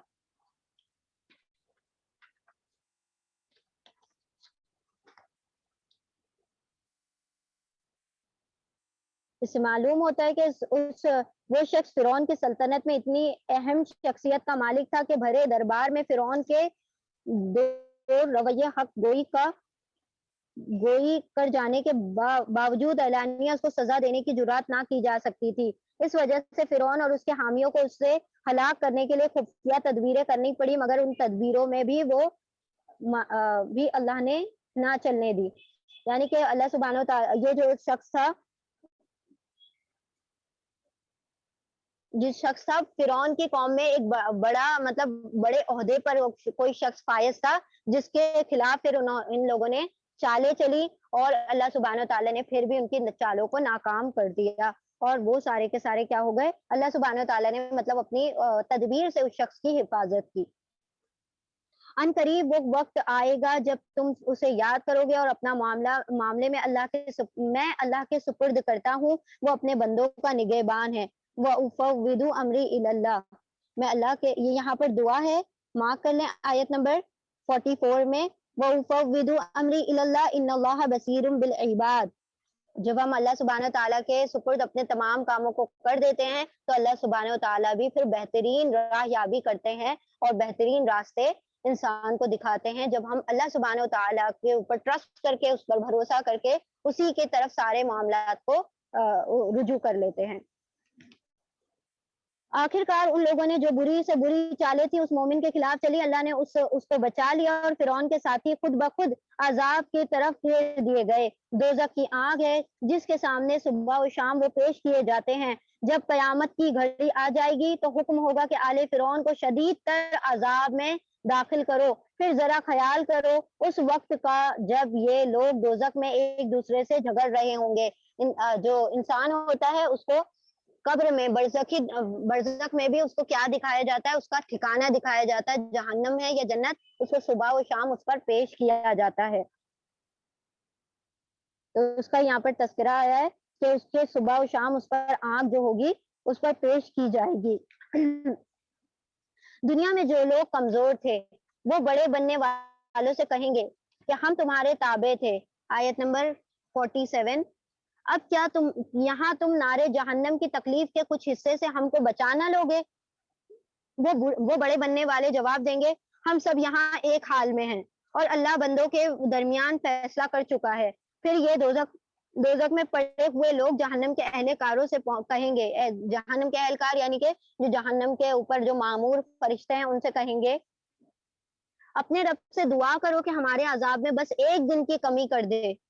वो पूछेंगे, क्या तुम्हारे पास रसूल बय्यिनात लेकर नहीं आए थे? वो कहेंगे, हाँ। जहन्नम के अहलकार बोलेंगे, फिर तो तुम ही दुआ करो और काफिरों की दुआ अकारत ही जाने वाली है।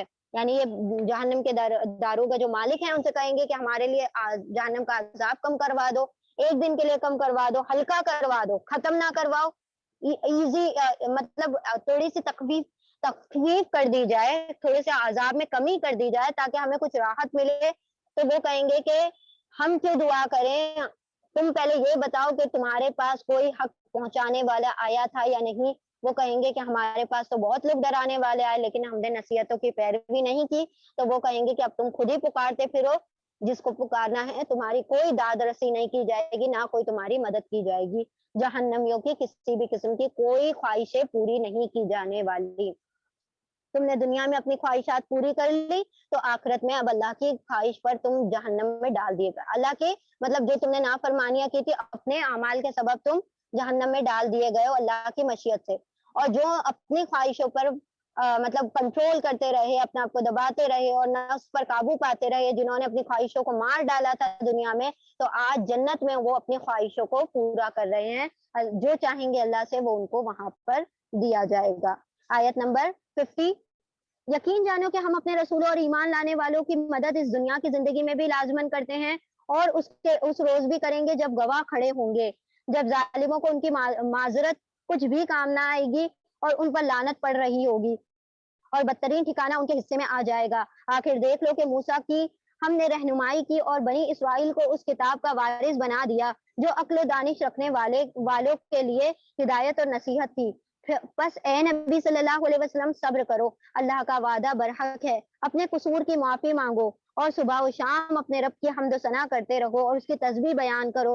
हकीकत यह है कि जो लोग किसी सनद और हुज्जत के बगैर जो उनके पास आई हो अल्लाह की आयत में झगड़ते हैं, उनके दिलों में किब्र भरा हुआ है, वो तकब्बुर करते हैं मगर वो उस बड़ाई को पहुंचने वाले नहीं हैं। यानी वो कितना भी घमंड कर लें तो वो जहन्नम में तो जाकर रहेंगे, वो उनको कोई आला मसनदे नहीं दी जाएंगी। جس کا وہ گھمنڈ رکھتے ہیں۔ بس اللہ کی پناہ مانگ لو، وہ سب کچھ دیکھتا اور سنتا ہے۔ آسمان اور زمین کا پیدا کرنے والا انسان کو پیدا کرنے کی بنسبت یقیناً زیادہ بڑا کام ہے۔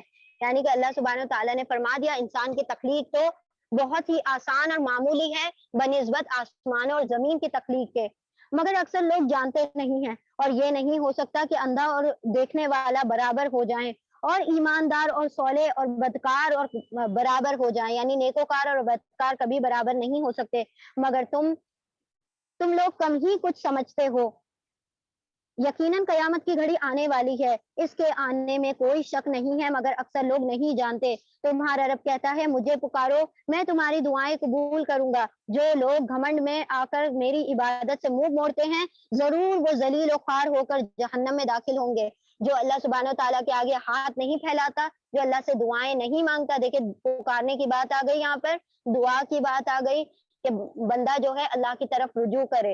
عبادت کا اصل مغز جو ہے وہ دعا ہے۔ جو بندے دعا نہیں کیا کرتے تو اللہ سبحانہ تعالیٰ نے کہا ان کو کہ وہ متکبر ہیں۔ ادعونی استجیب لکم، آیت نمبر 60 میں اللہ سبحانہ تعالیٰ فرما رہے ہیں کہ وہ یستکبرون، وہ کبریائی اپنے آپ کو بڑا سمجھتے ہیں، وہ سمجھتے ہیں کہ وہ دنیا کی ساری چیزیں اللہ کے اذن کے بغیر اور مشیت کے بغیر پالیں گے، وہ تو اپنی سانسوں کے لیے بھی میرے محتاج ہے، اور وہ پھر بھی وہ اللہ کے آگے ہاتھ نہیں پھیلاتے اور اپنے آپ کو متکبر سمجھتے ہیں۔ جو اللہ کے آگے ہاتھ نہیں پھیلاتا وہ متکبر ہے اللہ کی نظر میں، اور جو اللہ کے آگے ہاتھ پھیلاتا ہے چاہے چھوٹی سے چھوٹی چیز، آپ صلی اللہ علیہ وسلم نے فرمایا اے عائشہ اگر تمہارے جوتوں کا تسمہ بھی تم سے ٹوٹ جائے، یعنی شو لیسز جو ہوتے ہیں وہ بھی اگر تمہیں مانگنا ہو تو اپنے رب سے مانگا کرو، چھوٹی سے چھوٹی چیز جو ہے اپنے رب سے مانگا کریں۔ اپنے جو اولادیں ہیں، بچے ہیں جو گھر کے چھوٹے ہوتے ہیں، ان کو بھی یہ سکھایا کریں، اگر آپ نے بھی کچھ دینا ہو تو پہلے ان سے کہا کریں کہ اللہ سے مانگو، اللہ دیں گے، اور پھر آپ ان کو دیا کریں، تاکہ ان کے دل میں یہ چیزیں پیدا ہو جائیں کہ یہ چیزیں جو دی گئی ہیں اس پر نہ ہم قادر ہیں، نہ ہمارے والدین قادر ہیں، نہ کوئی اس دنیا کا شخص قادر ہے، بلکہ یہ اللہ سبحانہ و تعالیٰ کی عطا سے ہی مجھے ملی ہے۔ تو یہ ساری چیزیں یہ جو ہے ڈیولپ کرنا ہے چھوٹے بچوں کے ذہن میں کہ ساری چیزیں جو عطا ہوتی ہیں وہ اس پر نہ ہمارا علم قادر ہے، نہ ہم اپنے علم سے کوئی چیز حاصل کر سکتے ہیں، نہ اپنی محنتوں سے حاصل کر سکتے ہیں، نہ مشقتوں سے، اللہ یہ کہ اللہ سبحانہ و تعالیٰ سے وہ مانگ لی جائے اور اللہ اس کو عطا کر دے۔ تو تم مجھ سے مانگو اور پورے مخلص ہو کر مانگو۔ اطاعت جب کر لی ہے، جب تم نے عبادت کر لی ہے تو عبادت کا صلہ پھر دعا کی شکل میں مانگا کرو۔ اس سے سکون یہ بھی ہے نا ایک حدیث کا مفہوم کہ ایک بندہ جو کہ دسترخوان پر بیٹھتا ہے روزہ مکمل کرنے کے بعد اور پھر اللہ سے دعا نہیں مانگتا، تو وہ تو ایسا ہی شخص ہے کہ جیسے پورا دن محنت مزدوری کرتا رہا اور پھر جب صلہ دینے کا وقت آیا تو پھر اللہ سے کوئی چیز مانگی نہیں، مطلب اپنی سیلری نہیں لی، اپنی اجرت ہی نہیں، اپنی ویجز مانگا ہی نہیں۔ تو اللہ سبحانہ و تعالیٰ چاہتا ہے کہ بندے اس کے سامنے ہاتھ پھیلائیں اور اپنی عاجزی کا مظاہرہ کریں، اور وہ بندہ جو اللہ سے مانگتا ہے تو اللہ سبحانہ و تعالیٰ اس سے راضی رہتا ہے، اس کو پسند فرماتا ہے، اور واحد اللہ ہی کی ذات ہے کہ جس سے مانگا جائے تو اللہ سبحانہ و تعالیٰ عطا بھی کرتا ہے اور اللہ خوش ہوتا ہے۔ اگر ہم بندوں سے مانگتے ہیں تو بندے ناراض بھی ہوتے ہیں، اور پھر ایک احسان بھی ان کا رہتا ہے، اور اللہ سے جب مانگے تو وہ خوش بھی ہوتا ہے، اور دینے کے بعد اس کا احسان بھی کوئی نہیں ہے، اور اللہ سبحانہ تعالیٰ احسان بھی نہیں جتاتا بلکہ اور خوش ہوتا ہے کہ یہ بندہ میرے سامنے ہاتھ پھیلاتا ہے۔ وہ اللہ ہی تو ہے جس نے تمہارے لیے رات اور دن بنائے ہیں، اور تاکہ تم اس میں سکون حاصل کرو اور دن روشن کو اس کی مطلب اس سے اور دن کو روشن کر دیا ہے تاکہ تم اس کا فضل تلاش کرو، یعنی تم اپنا کاروبار دن کے وقت کرو، مگر اکثر لوگ شکر ادا نہیں کرتے۔ یعنی اللہ سبحانہ تعالیٰ نے یہ دن اور رات دیے ہیں وہ بھی بڑے شکر کرنے والی چیزیں ہیں کہ اللہ اگر تم پر دن ہی طاری کر دے تو تمہاری جسم جو ہے اس کی روشنی سے کو ہر وقت برداشت نہ کر پائے، یا اس طرح سے ہو کہ تمہیں سکون ہی نہ مل پائے۔ انسان کتنا بھی تھکا ہارا ہو، کتنی بھی مشقت کر چکا ہو، ایک مرتبہ وہ رات کو سو جاتا ہے تو اس کی ساری تھکانیں کیا ہو جاتی ہیں، دور ہو جاتی ہیں۔ تو اللہ سبحانہ و تعالیٰ، اور وہ رات کا جو سونا ہے وہ ایک الگ ہی مطلب سکون کا باعث ہوتا ہے، چاہے انسان دن میں پورا دن بھی سوتا رہے، جو رات کو نہیں سوئے گا تو پھر وہ اللہ سبحانہ و تعالیٰ نے یہاں پر بتا دیا کہ وہ سکون کا باعث بنا دیا ہے تمہارے لیے۔ وہی اللہ جس نے تمہارے لیے یہ کچھ کیا ہے تمہارا رب ہے، ہر چیز کا خالق ہے، اس کے سوا کوئی معبود نہیں ہے، پھر تم کدھر سے بہکائے جا رہے ہو؟ اس طرح وہ سب لوگ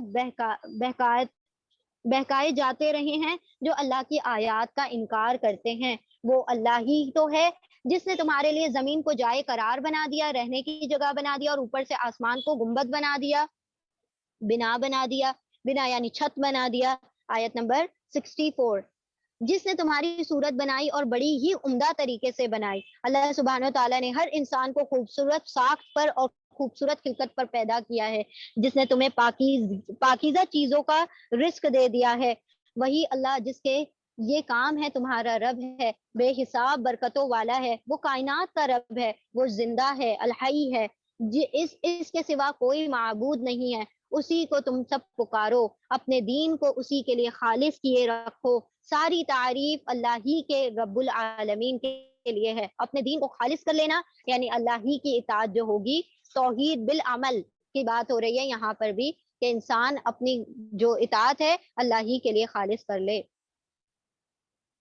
وہی تو ہے، اے نبی صلی اللہ علیہ وسلم، ان لوگوں سے کہہ دو کہ مجھے تو ان ہستیوں کی عبادت سے منع کر دیا گیا جنہیں تم اللہ کو چھوڑ کر پکارتے ہو۔ میں یہ کام کیسے کر سکتا ہوں جبکہ میرے پاس میرے رب کی طرف سے واضح نشانیاں آ چکی ہیں، مجھے حکم دیا جا چکا ہے کہ میں رب العالمین کے آگے سر کو جھکا دوں۔ وہی تو ہے جس نے تم کو مٹی سے پیدا کیا، پھر نطفے سے، پھر خون کے لوتھڑے سے، پھر وہ تمہیں بچے کی شکل میں نکالتا ہے، پھر تمہیں بڑھاتا ہے تاکہ تم اپنے پوری طاقت کو پہنچ جاؤ، پھر وہ بڑھاتا ہے تاکہ تم بوڑھے ہو جاؤ، اور تم میں سے کوئی پہلے ہی واپس بلا لیا جاتا ہے، یعنی کوئی جوانی میں، کوئی بچپن میں، اور یہ سب کچھ اس لیے کہ کیا جاتا ہے تاکہ تم اپنے مقرر وقت تک پہنچ جاؤ، یعنی جس کی جتنی عمر مقرر کر دی ہے، کسی کی بچپن میں، کسی کی جوانی میں، کسی کی بڑھاپے میں، تو وہ ہم نے سب کے لیے ایک سبق بنا دیا ہے کہ جس کو جتنی عمر دی گئی ہے اس سے ایک لمحہ آگے پیچھے نہ ہوگا، اس کو اپنی عمر کو پورا کر کے ہی اللہ کے پاس جانا ہے۔ اور اس لیے کہ تم حقیقت کو سمجھو، وہی ہے زندگی دینے والا، وہی موت دینے والا ہے، وہ جس بات کا بھی فیصلہ کرتا ہے بس ایک حکم کر دیتا ہے، کن فیکون، تو وہ ہو جاتا ہے، وہ کہتا ہے ہو جا تو ہو جاتا ہے۔ امام غزالی رحمت اللہ علیہ فرماتے ہیں کہ اللہ سبحانہ و تعالیٰ نے یہ جو عمریں عطا کی ہیں، کسی کو بچپن، کسی کو جوانی، کسی کو بڑھاپا، اس میں بھی بڑا سبق ہے۔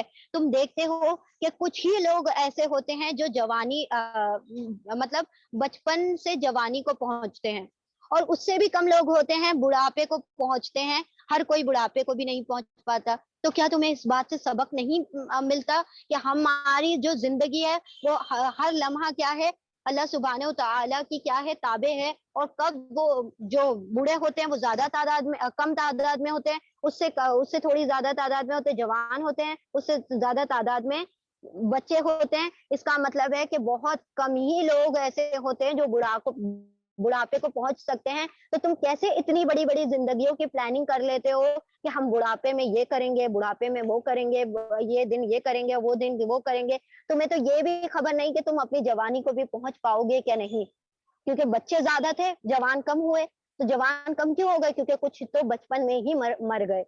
تو ایسے کم کم کم ہوتے چلے گئے، تو تم اس سے بھی کیا کیا کرو، سبق لیا کرو۔ یہ امام غزالی رحمت اللہ علیہ فرماتے ہیں کہ عمر سے بھی تم آپس میں ایک دوسرے کے جب میتیں جاتی ہیں، جب ان کے اٹھائے جاتے ہیں، تو ان سے بھی، وہ بھی تمہارے لیے بہت بڑے پیامبر ہوتے ہیں، بہت بڑی سبق لے کر آتے ہیں کہ اس کے بعد تمہاری بھی باری ہے، تم اس سے بھی نصیحت لو۔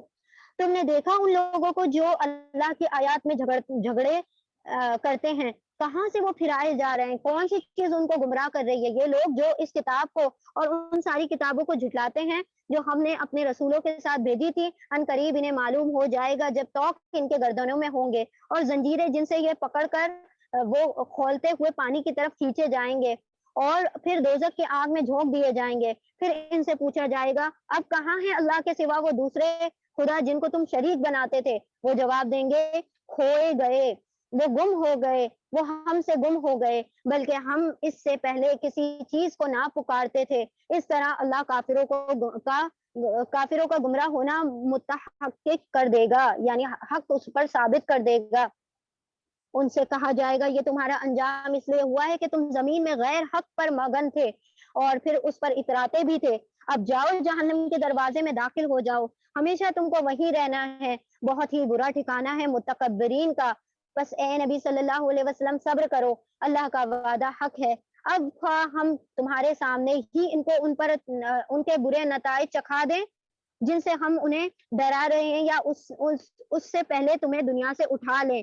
پلٹ کر آنا تو بالآخر ان کو ہماری ہی طرف ہے. یا تو ان کو دنیا میں ہی عذاب دے دیا جائے گا، یا آخرت میں ان کا عذاب تو مقرر ہے ہی. تو آپ صلی اللہ علیہ وسلم صبر کر جائیں. یہ جو باتیں آپ سے پوچھتے ہیں اور آپ کو اذیتیں دیتے ہیں تو آپ اس پر غمگین نہ ہو، آپ اس پر صبر کریں. آیت نمبر 78. اے نبی صلی اللہ علیہ وسلم، تم سے پہلے ہم بہت سے رسولوں کو بھیج چکے ہیں، جن میں سے بعض کے حالات ہم نے تم کو بتا دیے ہیں اور بعض کے نہیں بتائے. بہت سے نبیوں کے تذکرے قرآن میں گزر چکے ہیں، بعض کے نہیں بتائے گئے. کسی رسول کے بھی یہ طاقت نہ تھی کہ اللہ کے اذن کے بغیر خود کوئی نشانی لے آتا. یعنی کہ اللہ سبحانہ و تعالیٰ نے جو پرانے نبیوں کو بھی معجزات دیے ہیں وہ اللہ کے اذن سے ہوئے ہیں، وہ کوئی اللہ کے منشا کے بغیر نہیں کر رہے تھے. اور اگر آپ کو نشانیاں جو معجزات نہیں دیے جا رہے ہیں وہ بھی اللہ ہی کے اذن سے ہیں. پھر جب اللہ کا حکم آ گیا تو حق کے مطابق فیصلہ کر دیا گیا، اور اس وقت غلط کار لوگ خسارے میں پڑ گئے. اللہ ہی تو ہے تمہارے لیے یہ مویشی جانور اللہ نے ہی تو تمہارے لیے مویشی جانور بنائے ہیں تاکہ ان میں سے کسی پر تم سوار ہو جاؤ، کسی کا گوشت کھا لو. ان کے اندر تمہارے لیے اور بھی دوسرے فائدے ہیں. وہ اس کام میں بھی آتے ہیں کہ تمہارے دلوں میں جہاں جانے کی حاجت ہو وہ وہاں تک تم کو پہنچا دیتے ہیں. یعنی کہ اللہ سبحانہ و تعالیٰ نے کیسا ان کو مسخر کر دیا کہ جہاں تم لے جانا چاہو اسے لے جاتے ہو. وہ اپنی پھر اڑی نہیں کرتے، وہ جو جانور ہے تمہارے حکم کے تابع ہوتے ہیں.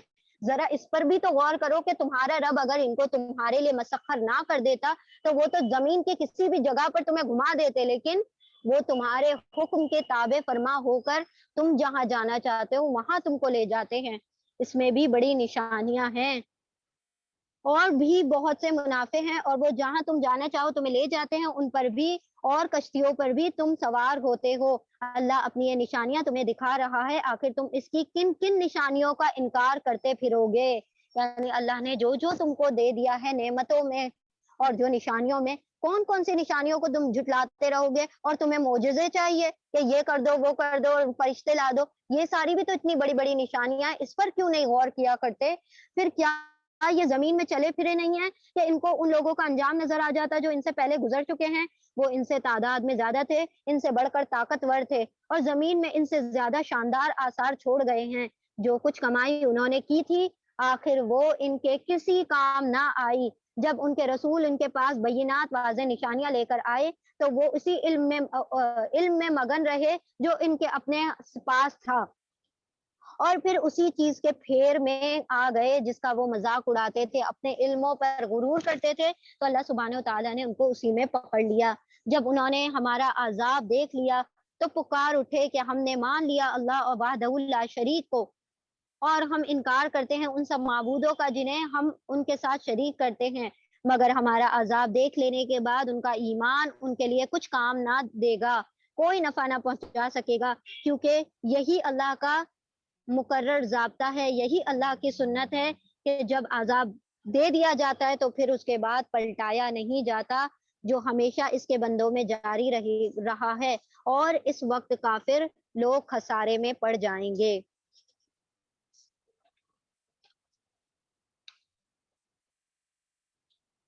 ہم اس جز کو مکمل کر لیتے ہیں اگر آپ لوگ کہیں تو.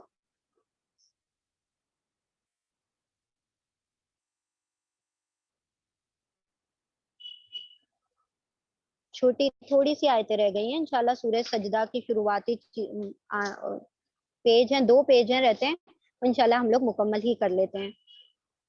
جزاکم اللہ خیرن کثیرہ.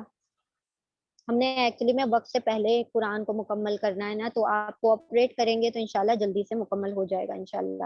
اعوذ باللہ من الشیطان الرجیم، بسم اللہ الرحمن الرحیم. سورۃ الغافر، سورہ حامیم سجدہ. ایک سورہ سجدہ ہے، ایک حامیم سجدہ ہے. سورہ سجدہ جو کہ ہم پڑھ چکے، سورہ نمبر 32 تھی 32، یہ 41 ہے سورہ نمبر حامیم سجدہ. تو دونوں مختلف ہیں. اس کا دوسرا نام ہے سورہ فصلت.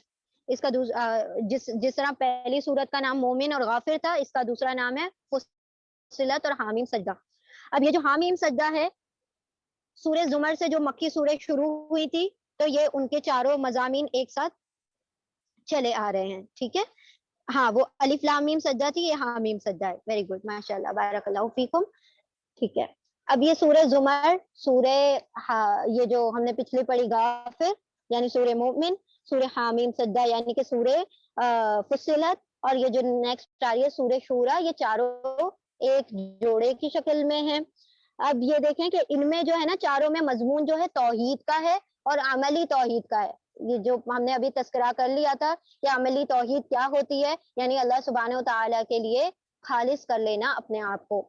اب دیکھیں جیسے کہ ایک نیکلس ہوتا ہے, اس کے اندر موتی ہوتے ہیں, اور جو تسبیحات ہوتی ہیں ان کے اندر موتی ہوتے ہیں, اور موتی تو دکھائی دیتے ہیں لیکن وہ جو اس کے اندر جو ڈور ہوتی ہے وہ دکھائی نہیں دیتی, ڈور کو ہم نے ڈھونڈنا پڑتا ہے. تو سمجھ لیں کہ یہ ایک موتی کے دانے ہیں, اور پھر اس کا جو اصل وہ ہے وہ دھاگا, جو ڈور جس کے ذریعے سے یہ جڑے ہوئے ہیں وہ کچھ اور ہے جو ان ساری چیزوں کو جوڑ رہی ہے. پہلے ہم نے پڑھا تھا سورہ زمر. سورہ زمر میں ہم نے وہ دیکھا تھا, کیا ٹاپک دیکھا تھا ہم نے سورہ زمر کا, کہ اس میں عبادت کے متعلق بات کی گئی تھی. اللہ سبحانہ تعالیٰ نے بیان کیا کہ عبادت صرف اور صرف اللہ ہی کے لیے ہے, توحید بالعمل, اطاعت کرنا ہے. سورہ غافر میں کیا ہو گیا, ہم نے اس کے بارے میں دیکھا دعا. اب دونوں کے پیچھے اصل جو چیز تھی, جو ڈور ہے دونوں کو جوڑنے والی, وہ کیا ہے, مخلصین الہ الدین. دونوں میں اللہ سبحانہ تعالیٰ نے اخلاص کا ذکر کیا ہے کہ اگر انسان دعائیں مانگ رہا ہے یا عبادتیں کر رہا ہے, عبادت میں اگر اخلاص نہیں ہے, دعا میں اگر اخلاص نہیں ہے, تو ساری کی ساری ضائع ہیں. اگر بندہ اطاعت کر رہا ہے, اطاعت کرتے کرتے وہ اطاعت کیسی ہے, اللہ کے معصیت کے ساتھ اگر اطاعتیں ہو رہی ہیں, اگر بندوں کی اطاعت ہو رہی ہے, اپنے نفس کی اطاعت ہو رہی ہے, دینار کی اطاعت ہو رہی ہے, درہم کی اطاعت ہو رہی ہے, مال و دولت کی پوجا ہو رہی ہے, تو وہ تو ایک جو کافروں نے تو وہ دیویاں بنا لی ہیں, وہ کہ بھائی یہاں ان کے لیے لکشمی دیویاں بن گئی ہے, اور ہم نے اس کو دیویوں کا کانسیپٹ بھی ہٹاؤ, ڈائریکٹ مال کو پوجو, وہ معاملہ کر لیا ہم نے. تو یہ جو معاملہ ہے کہ عملی جو توحید ہے, کہ انسان جب اللہ کی اطاعت کرے تو اپنے آپ کو خالص کر لے, اس کی اطاعت کے آگے, اللہ کے حکم کے آگے کسی کا حکم نہ چلے گا. اللہ نے فرما دیا کہ اگر ہم نے سورہ لقمان میں بھی پڑھ لیا تھا کہ اگر تمہارے والدین اگر تمہیں کسی ایسی بات کا حکم دیتے ہیں جس سے اللہ کی معصیت ہوتی ہے, تو پھر تمہیں اپنے والدین کا بھی حکم نہیں ماننا ہے. کس کا حکم چلے گا, ان الحکم الا للہ, اللہ ہی حاکم ہے, اللہ ہی کا حکم چلے گا, اور اللہ کے حکم کے تابع سب کے حکم رہیں گے. اس کے حکم کے ساتھ اگر کسی کا حکم ٹکراتا ہے اور اللہ کی معصیت کرنی پڑے, تو اس کی نافرمانی کرنی پڑ جائے, تو پھر ان کی معصیت کرو, ان کی نافرمانی کر جاؤ, اور اللہ کے حکم کی فرما برداری کرو. اب یہ جو چیز تھی, دو چیز ہے سورہ زمر میں اور سورہ غافر میں, وہ ایک چیز ایک مضمون بنا رہے تھے. دونوں کے اندر جو نسبت تھی, نسبت زوجیت تھی, جو ایک ساتھ مل کر مکمل کر رہے تھے. ایک عبادت کر لے, پھر عبادت کے بعد دعا جو ہوگی, تو دونوں مل کر ایک مضمون بناتے. وہ تھا انفرادی طور پر, یہ انسان کو اکیلے یہی کرنا ہے کہ عبادتیں کرنی ہے اور توحید کو قائم کرنا ہے اپنے لیے, اور اطاعت صرف اللہ ہی کے لیے کرنا ہے. اب جو آگے کی دو صورتیں آ رہی ہیں, اس میں اللہ سبحانہ و تعالیٰ نے اجتماعی طور پر توحید کو قائم کرنے کا حکم دیا, کیونکہ صرف انفرادی طور پر کرنے سے کافی نہیں ہوگا, جب تک کہ ماحول بھی توحید کا نہ ہو جائے. ورنہ ماحول توحید کا نہ ملے تو پھر وہ انسان کا جو توحید پر عمل کرنا کیا ہوتا ہے, مشکل ہو جاتا ہے. تو پہلے تو وہ عبادتیں کرے, دعا کرے, اللہ کے لیے اپنے دین کو خالص کر لے. پھر اسی اخلاص کی ڈور میں اجتماعیت کو پرو دیا گیا, جو کہ ہم پڑھیں گے سورہ, اس میں یہ کون سی سورہ, سورہ حامیم سجدہ, جسے سورہ فصلت بھی کہتے ہیں. تو اس کے اندر اللہ سبحانہ و تعالیٰ نے اب کہا کہ اب تم نے تبلیغ کرنی, تم نے دعوت دینی ہے, تم نے لوگوں کو توحید کی طرف اکٹھا کرنا ہے. اپنے ماحول کو بھی پرکشش بنا لو, اپنے ماحول کو بھی توحید والا ماحول بنا لو, تب جا کے تمہارا جو توحید کا قیام جو ہوگا, عملی توحید جو ہوگی, وہ تمہارے لیے آسان ہو جائے گی. تو وہ زمر اور غافر انفرادی طور پر ہو گیا, اور یہ جو ہے یہ سورہ حامیم سجدہ, یہ یہاں سے اجتماعی طور پر توحید کا قیام ضروری ہے, لازمی ہے, اس کو بیان کر دیا گیا. آپ صلی اللہ علیہ وسلم نے اپنے خطبے میں بھی کیا بار بار کہا نا, کہ یا ایھا الناس یا ایھا الذین آمنوا واحد اللہ, توحید کی طرف بڑھو, توحید توحید توحید توحید بڑھاؤ, توحید بڑھاؤ, اپنے اندر کیا بڑھاتے جاؤ, اللہ کی وحدانیت کو بڑھاتے رہو, بڑھاتے رہو. تو یہ کام ایسا نہیں ہے کہ بس ایک بار کر لیا تو ہو گیا, نہیں. इट्स वेरी ग्रेजुअली, मतलब ग्रेजुअल भी है, बतदरीज तौर पर, और इसके लिए मुसलसल मेहनत और मशक्कत लगेगी। ऐसा नहीं है कि एक बार हमने कह दिया ला इलाहा इल्लल्लाह तो सारी तौहीद हमारे अंदर आ गई है और बस हम तौहीद के पैरोकार मुआहिद बन गए हैं, नहीं। बल्कि इसके लिए मुसलसल मशक्कत लगेगी, ता कया मतलब जब तक हमारी नज़ा नहीं आ जाती तब तक इसके लिए मशक्कतें करनी पड़ेंगी। और अपने अंदर तौहीद जो है, अल्लाह सुब्हानहू व तआला की जो वहदानियत है, उसका जो तौहीद बिल अकीदा है और तौहीद बिल अमल है, दोनों के लिए मतलब मशक्कतें करनी पड़ेंगी, जिद्दोजहद करनी पड़ेगी, और ये फौरन नहीं आ जाता, इसके लिए स्लोली स्लोली इंसान के अंदर डेवलप होता है। इसके लिए बहुत ज़्यादा मेहनतें करनी पड़ेंगी। तो अल्लाह सुब्हानहू व तआला ने यहाँ पर चारों सूरतों में एक रब्त बना दिया है, एक सिलसिला बना दिया है, 4 मोतियों का सिलसिला है ये, और चारों को जोड़ता है इखलास। मुखलिसीना लहुद्दीन, अल्लाह सुब्हानहू व तआला के लिए अल्लाह ही के लिए अपने दीन को खालिस कर लो, उसी के लिए अपनी इताअत को खालिस कर लो, तब जाके ये चारों मोती जो हैं तुमको हासिल हो जाएंगे। देखिए, बज़ाहिर तौर पर सारी सूरतें ऐसी लगती हैं, हर कुछ अलग चल रहा है, अलग मजमून चल रहा है, लेकिन ऐसा नहीं है। सबके अंदर बहुत गहरा रब्त है इन तमाम सूरतों में। पूरे कुरान जो है एक दूसरे को क्या करता है, एक मजबूती देता है, एक दूसरे को सपोर्ट कर रहा होता है। ठीक है, बिस्मिल्लाहिर्रहमानिर्रहीम। सूरह हामीम सजदा, सूरह फुस्सिलत, ये भी मक्की सूरा है। लगातार ये दूसरी सूरत है हामीम की, यहाँ से लेकर सूरह जुमर से लेकर 7 मजीद सूरतें आएंगी जो हामीम से शुरू होने वाली हैं। तो ये हवामीम है, यानी जो हामीम से सूरह शुरू होने वाली है। तंजील मिनर रहमानिर रहीम। अब अल्लाह सुब्हानहू व तआला कह रहे हैं तंजील है ये कैसी, रहमान और रहीम की तरफ से। पहले आया था अजीजुल हकीम, फिर अजीजुल अलीम, अब आ रहा है रहमान और रहीम की तरफ से। ये जो है नाजिल कर दिया गया है, ये किताब जो है नुजूल करदा है। हामीम, ये खुदाए रहमान और रहीम की तरफ से नाजिल करदा चीज है, एक ऐसी किताब जिसकी आयात खूब खोल खोल कर बयान कर दी गई हैं। अरबी जबान का कुरान है। वहां पर क्या था, वो जो शुरू और आखिर में मिलकर उसके बीच में एक दरमियान में मौजू आ जा रहा था, यहाँ पर शुरू में वो सारी बातें बयान कर दी गई कि कुरान जो है अरबी में है, और कुरान जो है हकीम और दाना और रहीम और रहमान की तरफ से ये नाजिल किया गया है। उन लोगों के लिए जो इल्म रखते हैं, बशारत देने वाला और डर देने वाला, डराने वाला। यानी ये कुरान कैसा है, ये भी नजीर और बशीर है, ये भी डराता है और बशारत देता है। देखिए, अब हम जो है जब अकेले अकेले कुरान पढ़ रहे हैं, तो आप सल्लल्लाहु अलैहि वसल्लम ने तो इसकी हमें हम तक पहुंचा दिया। अब ये जो नौश्ता है, ये हमारे जो हाथ में किताबें हैं, तो ये क्या कर रही है, ये भी हमें डराने और बशारत देने का काम कर रही हैं। तो नबी जो होते थे, अंबिया भी वही काम करते थे, और अंबिया की किताबें भी वही काम किया करती हैं, नजीर और बशीर का। तो तंजीर और तबशीर दोनों काम इससे हो रहे हैं। अल्लाह सुब्हानहू व तआला देखिए किताब में डरा भी रहे हैं उन लोगों को जो कि सरकश हो चुके हैं, और अल्लाह सुब्हानहू व तआला बशारतें भी दे रहे हैं इस किताब में जो लोग ईमान वाले हैं, जो नेक अमल करते हैं। मगर इन लोगों में से अक्सर ने इससे रूह गर्दानी की, और वो सुनकर नहीं देते। कहते हैं जिस चीज की तरफ तो तू हमें बुला रहा है, उसके लिए हमारे दिलों पर गिलाफ चढ़े हुए हैं। यानी कि आप कितना भी बोलते रहो, हम सुनते तो हैं, लेकिन हमारे दिलों तक वो बातें पहुंचती नहीं। हमारे कान बहरे हो गए हैं, और हमारे और तेरे दरमियान एक हिजाब हायल हो गया है। तू अपना काम कर, हम अपना काम करते हैं। यानी कि जो लोग होते हैं ना, जो नसीहत नहीं मानना चाहते हैं, वो क्या कह देते हैं, तुम अपना देखो, तो हम अपना देख लेंगे, हमारे अंदर अपना झेलने की ताकत है, आप अपना देख लो। ये सरकश लोगों का रवैया है। जब उनसे नसीहत की जाती है, वो कहते हैं हमें अपनी कब्रों में जाना है, हम अपना देख लेंगे, आप अपना ख्याल करो, हम अपनी कब्र में खुद हिसाब दे देंगे, तुम मुझसे हुज्जत मत करो। तो ये उन सरकशों की बात बताई जा रही है, जो कि ये कोई नई बात नहीं है, हर दौर में होता चला आया है। और पिछले नबियों के साथ भी ये हुआ था, नबी सल्लल्लाहु अलैहि वसल्लम के साथ भी हुआ, और आज के दौर तक ये बातें चली आ रही हैं कि जो लोग को नसीहत की जाती है, वो कहते हैं तुम अपना देख लो, हम अपना देख लेंगे, तुम अपनी कब्र में जाओगे, हम अपनी कब्र में जाएंगे, तुम अपना हिसाब दोगे, हम अपना हिसाब देंगे। ए नबी सल्लल्लाहु अलैहि वसल्लम, इनसे कहो मैं तो एक बशर हूँ तुम जैसा, मुझे वही के जरिए से बताया जाता है कि तुम्हारा खुदा तो बस एक ही खुदा है, लिहाजा तुम सीधे उसी का रुख इख्तियार कर लो और उससे मुआफी चाहो। तबाही है उन मुशरिकों के लिए जो ज़कात नहीं देते और आखिरत के मुनकिर बने हुए हैं। यानी कि वो माल को अपनी दुनिया का जीने का समझ रहे हैं कि ये माल जो है उनको बचा लेगा, بلکہ یہ ان کو سب سے زیادہ ہلاک کرے گا۔ وہ اپنے مالوں کا تزکیہ نہیں کرتے۔ ان سے کہہ دو، اب یہ زکوٰۃ کیا ہے؟ اجتماعی نظام ہے نا، یہ ساری سوسائٹی پر اثر کرتا ہے۔ اگر بندے زکوٰۃ نہیں نکالتے تو جو لوگ کمزور طبقے کے ہیں ان کو تقویت نہیں ملتی۔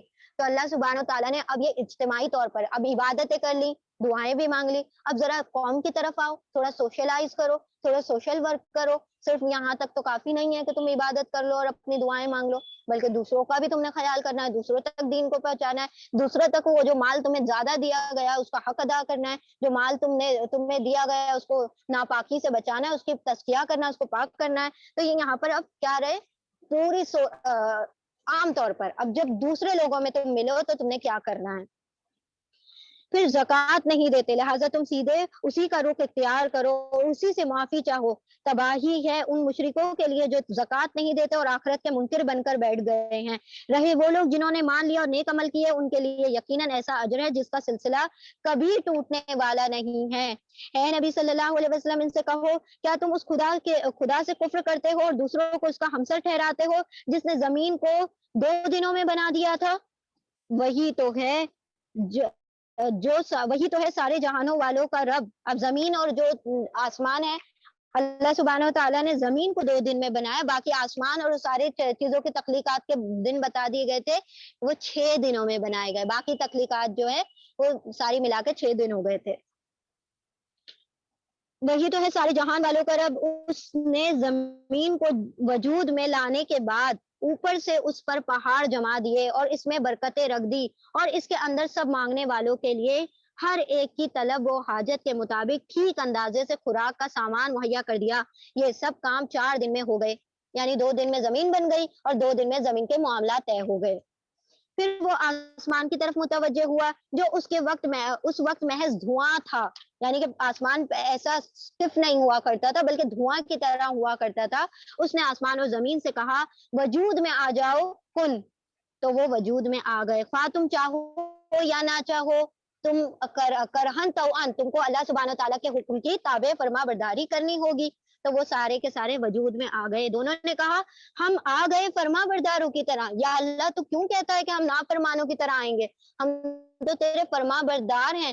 ساری مخلوقات جو ہیں سب نے کہا کہ اللہ ہم نے کیا کیا، ہم تو تیرے مسلم ہیں، ہم تو تیرے فرما بردار ہیں، ہم کیوں نافرمانی کے ساتھ تیرے طرف جھکیں، ہم کیوں کرہن تیرے طرف جھکیں، ہم تو توان، ہم تو خوشی کے ساتھ تیری طرف جھکتے ہیں۔ تو وہ جو زمین اور آسمان ہے خوشی سے اللہ کی طرف آ گئے اور وہ کہتے ہوئے آئے کہ اللہ ہم تو فرما بردار ہو کر تیرے پاس آئے ہیں۔ اللہ نے جب کہا کہ تم آنا چاہو یا نہ آنا چاہو، آ جاؤ میری طرف، اللہ سے یہ کہتے ہیں کہ ہم یا رب تیری فرما برداری کے ساتھ تیرے پاس آنا چاہتے ہیں۔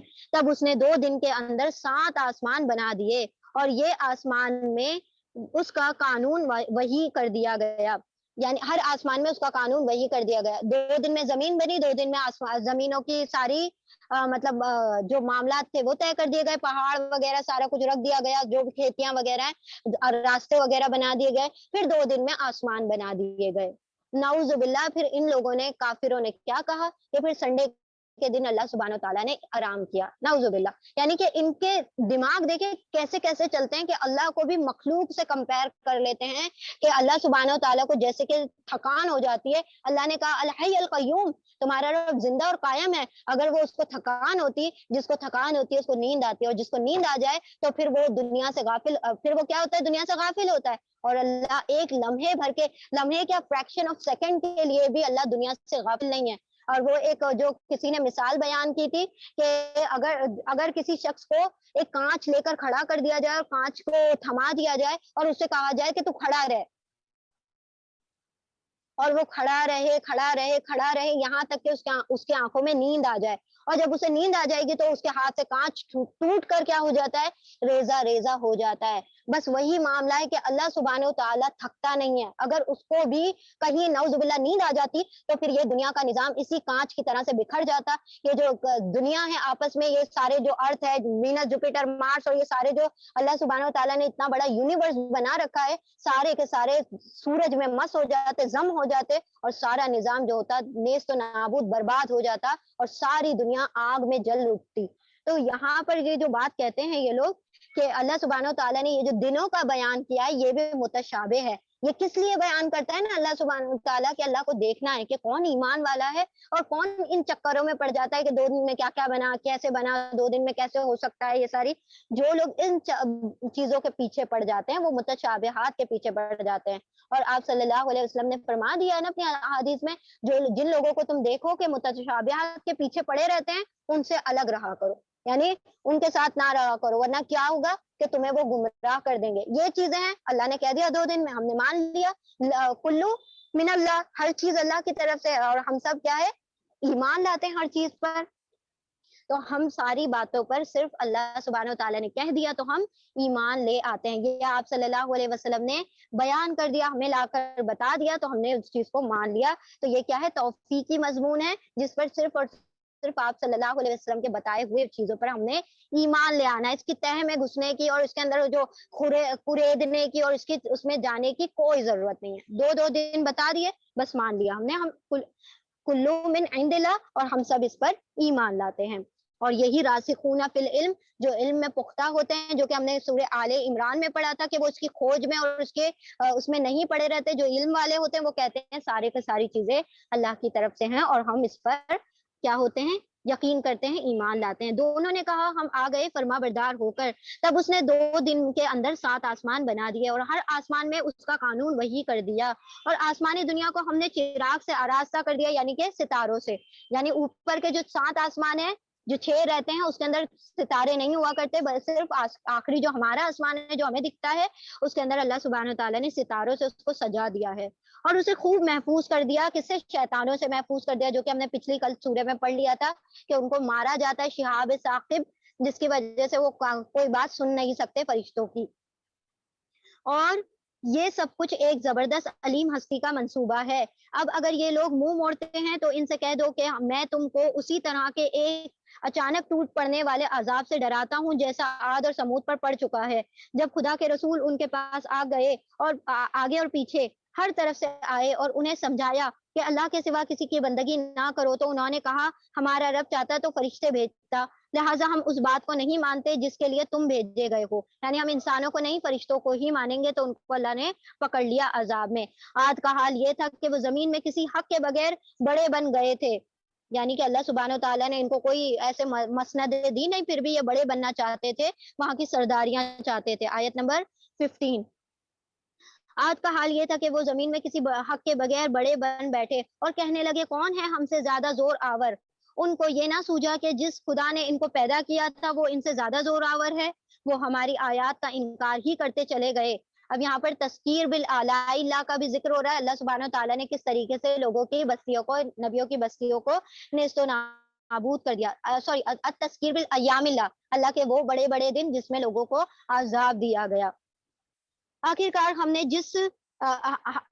ہم نے چند منحوس دنوں میں سخت طوفانی ہوا ان پر بھیج دی تاکہ انہیں دنیا ہی کی زندگی میں ذلت و رسوائی کا عذاب مزہ چکھا دیا جائے، اور آخرت کا عذاب تو اس سے بھی زیادہ رسوا کن ہے، وہاں کوئی ان کی مدد کرنے والا نہیں ہے. اب یہ منحوس اس لیے نہیں کہا گیا کہ کوئی دن منحوس ہوتا ہے، نعوذ باللہ، کوئی دن منحوس نہیں ہوتا. یہ ساری ویسی باتیں ہیں، یعنی ان کے لیے منحوس ہو گیا تھا نا، یہ ان کے اوپر عذاب آ گیا، تو اسی لیے یہاں پر اس طریقے سے کہا گیا، کیونکہ یہ کہہ رہے تھے کہ یہ جو نبی ہم میں آئے ہیں یہ منحوس ہے. تو اللہ سبحانہ و تعالیٰ نے بتا دیا کہ اب تمہیں منحوسیت کا پتہ چلے گا جب تمہارے اوپر کیا ہوگا، عذاب آئے گا. تو یہ اس کے کانٹیکس میں ہے، نہ کہ کوئی دن جو ہوتا ہے منحوس ہوتا ہے. ایسے کوئی دن نہیں ہوتے جو کہ منحوس ہوتے ہیں، سارے اللہ ہی کی طرف سے ہوتے ہیں، سارے اللہ کے مقرر کردہ دن ہیں، اور دن بھی اور سال بھی اور مہینے بھی سب اللہ کے طے شدہ ہیں. رہے سمود تو ان کے سامنے ہم نے راہ راست پیش کی، مگر انہوں نے راستہ دیکھنے کے بجائے اندھا بنا رہنا پسند کر لیا. آخر ان کے کرتوتوں کے بدولت ذلت کا عذاب ان پر ٹوٹ پڑا، اور ہم نے ان لوگوں کو بچا لیا جو ایمان لائے تھے اور گمراہی اور بدعملی سے پرہیز کرتے تھے. اور ذرا اس وقت کا خیال کرو جب اللہ کے یہ دشمن دوزخ کی طرف جانے کے لیے گھیر لائے جائیں گے، ان کے اگلوں کو پچھلوں کے آنے تک روکا رکھا جائے گا. پھر جب سب وہاں پہنچ جائیں گے تو ان کے کان اور ان کی آنکھیں اور ان کے جسم کی کھالیں ان پر گواہی دیں گی کہ وہ دنیا میں کچھ کیا کرتے تھے. وہ اپنے جسم کی کھالوں سے کہیں گے تم نے ہمارے خلاف کیوں گواہی دے دی. اب یہ جو بات ہے یہ حدیثوں سے ملتا ہے کہ وہ جو کھال کا جو ران والا حصہ ہے، جو کہ تھائے والا حصہ ہے، سب سے پہلے وہ بولے گا کہ اس نے یہ گناہ کیا تھا، اس نے یہ گناہ کیا تھا. پھر وہ سارے جب بول اٹھیں گے، سارا بدن کا ایک ایک جز جو اعضا ہوں گے وہ بول دیں گے، تو پھر زبان پوچھے گی کہ تم نے میرے خلاف کیوں گواہی دی. وہ جواب دے گی ہمیں اسی خدا نے گویائی دے دی، یعنی کہ اس نے بولنے کی طاقت اس خدا نے دے دی جس نے ہر چیز کو گویا کر دیا. یعنی آج کے دن ہر چیز گواہی دے گی. آج تو تمہارے نوشتے خود بول پڑیں گے. آج ہر وہ چیز جو تمہارے اوپر گواہ بنا دی گئی ہے تو وہ تمہارے خلاف گواہی دے گی. اسی نے تم کو پہلی مرتبہ پیدا کیا تھا اور اب اسی کی طرف تم کو واپس پلٹ کر جانا ہے. تم دنیا میں جرائم کرتے وقت جب چھپتے تھے تو تمہیں یہ خیال نہ تھا کہ کبھی تمہارا اپنا کان، اپنی آنکھیں، تمہارے جسم کی کھالیں تم پر گواہی دیں گی، بلکہ تم نے تو یہ سمجھ رکھا تھا کہ تمہارے بہت سے اعمال کی اللہ کو خبر بھی نہیں ہے. نعوذ باللہ. یعنی انسان سمجھتا ہے کہ ہم اکیلے میں اگر کوئی گناہ کر رہے ہیں تو اس کا کوئی گواہ نہیں، بلکہ اس کا اپنا خود کا وجود جو ہوگا اس کا کیا بن جائے گا، وبال کا ذریعہ بن جائے گا. تمہارا یہی گمان تو جو تم نے اپنے رب کے ساتھ کیا تھا تمہیں لے ڈوبا، اور اسی کی بدولت تم خسارے میں پڑ گئے. اس حالت میں وہ صبر کریں یا نہ کریں، آگ ہی ان کا ٹھکانہ ہوگی.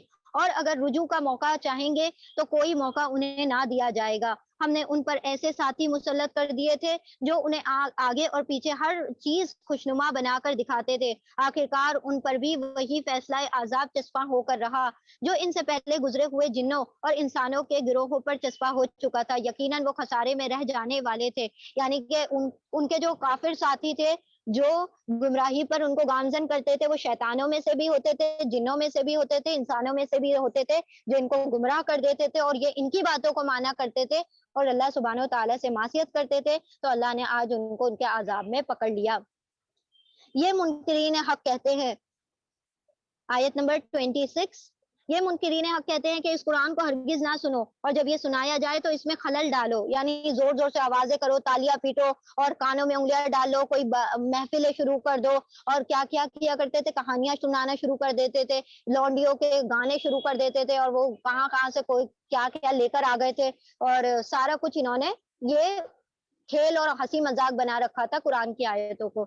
شاید کہ اسی طرح تم غالب آ جاؤ کہ نہ ان کے کانوں میں پڑیں گی باتیں نہ کوئی ایمان لائے گا، تو کان کو بند کر لو. اس طریقے سے اگر وہ ایسے نہیں بند ہوتا تو کوئی ایسے ڈھول تاشے بجا لو یا کوئی ایسی میوزک لگا لو یا کچھ ایسا کر لو جس سے تمہارے کانوں میں قرآن کی آواز ہی نہ جائے. دیکھیں اللہ سبحانہ و تعالیٰ نے وہی چیز واپس سے ایمفیسس کی، کانوں کا. کانوں سے سب سے زیادہ انسان کو ہدایت حاصل ہوتی ہے. جو کانوں کو بند کر لے گا ہدایت کے لیے تو پھر اس کا دل کا راستہ بھی نہیں کھلتا، کیونکہ یہ کان اور یہ آنکھیں ہیں، یہی ہے جو دل تک پہنچتی ہیں، دل تک سیدھا راستہ پہنچاتی ہے جس سے انسان کو ہدایت ملتی ہے. تو انہوں نے بھی وہی ہتھ کنڈا اپنایا کہ کان ہی بند کر لو، نہ کان سے سنو گے نہ ہدایت آئے گی نہ کچھ اس پر عمل کرنا پڑے گا، تو بند کر لو.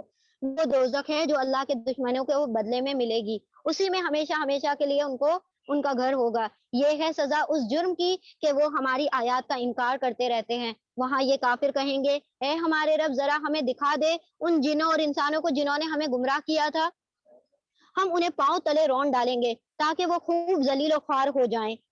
جن لوگوں نے کہا کہ اللہ ہمارا رب ہے اور پھر وہ اس پر ثابت قدم ہو گئے، یعنی ثم استقاموا. یہ ضروری ہے کہ اللہ سبحانہ و تعالیٰ کو رب مان لینا کافی نہیں ہے بلکہ پھر اس کے اوپر جم جانا ضروری ہے. کیوں؟ کیونکہ جب بندہ کہتا ہے نا لا الہ الا اللہ محمد الرسول اللہ، پھر اللہ سبحانہ و تعالیٰ اس کی آزمائشیں شروع کرتا ہے. پھر دیکھنا چاہتا ہے کہ کتنی پکی مٹی سے یہ بنا ہوا ہے گڑا، یہ کیسے ٹھوک بجا کر پھر لینا چاہتا ہے اللہ. یہ کچی مٹی کا تو نہیں ہے کہ ذرا سی آزمائش آئے اور ٹوٹ کر پھر بکھر جائے، یا یہ اس پکی مٹی سے بنا ہوا ہے کہ جب اس کے اوپر ایک بار کہہ دیا کلمہ تو پھر وہ جم گیا. تو جب بندہ کہتا ہے کہ اللہ کا کلمہ پڑھتا ہے اور پھر اس پر جم جاتا ہے، اصل مومن وہی ہے. رب بے شک وہ لوگ جنہوں نے کہا ربنا اللہ ثم استقاموا تتنزل علیہم الملائکہ، تو ایسے ہی لوگوں پر اللہ سبحانہ و تعالیٰ فرشتوں کی امداد بھیجتے ہیں. یقیناً ان پر فرشتے نازل ہوتے ہیں اور ان سے کہتے ہیں کہ نہ ڈرو نہ غم کرو اور خوش ہو جاؤ اس جنت کی بشارت سے جس کا تم سے وعدہ کیا گیا ہے. ہم اس دنیا کی زندگی زندگی میں بھی تمہارے ساتھی ہیں اور آخرت میں بھی تمہارے ساتھی ہیں. اللہ سبحانہ تعالیٰ فرشتوں کے ذریعے سے امداد بھیجا کرتے ہیں مومن بندوں کے لیے. وہ بات الگ ہے ہم دیکھ نہیں سکتے, محسوس نہیں کر سکتے, لیکن اللہ سبحانہ تعالیٰ واقعتاً یہ جو فرشتے ہوتے ہیں ان کے لیے بھیجے جاتے ہیں. یہ انسان کے عمل کے اوپر ہے کہ دیکھیں ہر انسان کے پاس دو فرشتے ہیں جو آگے پیچھے سے اس کی حفاظت کرتے ہیں, دو فرشتے ہیں جو اس کے کندھے پر بیٹھے ہوتے ہیں جو کہ اس کا عمل لکھ رہے ہوتے ہیں, ایک شیطان ہوتا ہے جو اس کو گمراہ کرنے کی کوشش کرتا ہے. لیکن ہمارے اعمال جو ہوتے ہیں زیادہ فرشتے یا زیادہ شیطانوں کو متوجہ کرتے ہیں. اگر اعمال گندے ہیں تو پھر کیا ہوتے ہیں, زیادہ شیطان ہمارے اطراف رہا کرتے ہیں. پھر اگر ہمارے اعمال اچھے ہیں تو پھر 4 سے زیادہ فرشتے ہمارے اطراف رہنا شروع کر دیتے ہیں. تو یہی یہاں پر تذکرہ کیا جا رہا ہے کہ دنیا کی زندگی میں بھی تمہارے ساتھ ساتھ ہوں گے اور آخرت میں بھی. وہاں جو کچھ تم چاہو گے تمہیں ملے گا, ہر چیز جس کی تم تمنا کرو گے وہ تمہاری ہوگی. یہ ہے سامان ضیافت اس ہستی کی طرف سے جو غفور الرحیم ہے. اور اس شخص کی بات سے اچھی بات کس کی ہوگی جس نے اللہ کی طرف بلایا اور نیک عمل کیا اور کہا میں مسلمان ہوں. اور اے نبی صلی اللہ علیہ وسلم, نیکی اور بدی یکساں نہیں ہو سکتے. تم بدی کو اس نیکی سے دفع کرو جو بہترین ہے. یعنی اللہ سبحانہ تعالیٰ نے ایک طریقہ بتا دیا کہ اگر تمہارے ساتھ کوئی بدی کرتا ہے تو تم یہ نہ کرو کہ بس صبر کر جاؤ یا تم اس کے ساتھ بدی نہ کرو, بلکہ تم نے یہ کرنا ہے کہ تم اس سے ایک اور سٹیپ زیادہ کام کرو گے کہ تم اس کے ساتھ نیکی کرو گے. یہ انسان کے لیے بہت بھاری بات ہے کہ کوئی ہمارے ساتھ برا کرتا رہے اور ہم اس کے ساتھ نیکیاں کرنے لگے. ہاں ایک حد تک یوں تو کر لیں گے کہ ہم اس پر چپ ہو جائیں گے, صبر کر لیں گے, لیکن نیکیاں کرنا تو یہ بہت عزم اولو العزم لوگوں کا کام ہے, بڑی ہمت کا کام ہے.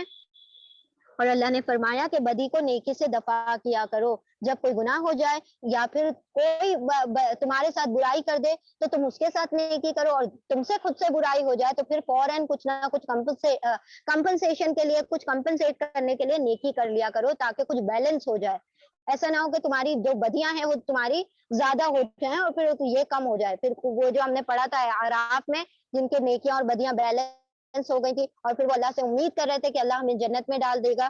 تو نیکیاں اگر نیکیوں کا پلڑا اگر بھاری بھی ہو جاتا ہے, چاہے خواہ ایک نیکی سے ہو جائے, تو پھر اللہ سبحانہ و تعالیٰ اس کو جنت میں ڈال دیں گے. تو نیکیوں کو کسی بھی نیکی کو چھوٹا نہ سمجھے, بلکہ کرتے وقت اللہ سبحانہ و تعالیٰ سے توقع رکھے کہ اللہ سبحانہ و تعالیٰ اسی نیکی کے ذریعے سے اللہ سبحانہ و تعالیٰ ہمیں جنت میں ڈال دیں گے.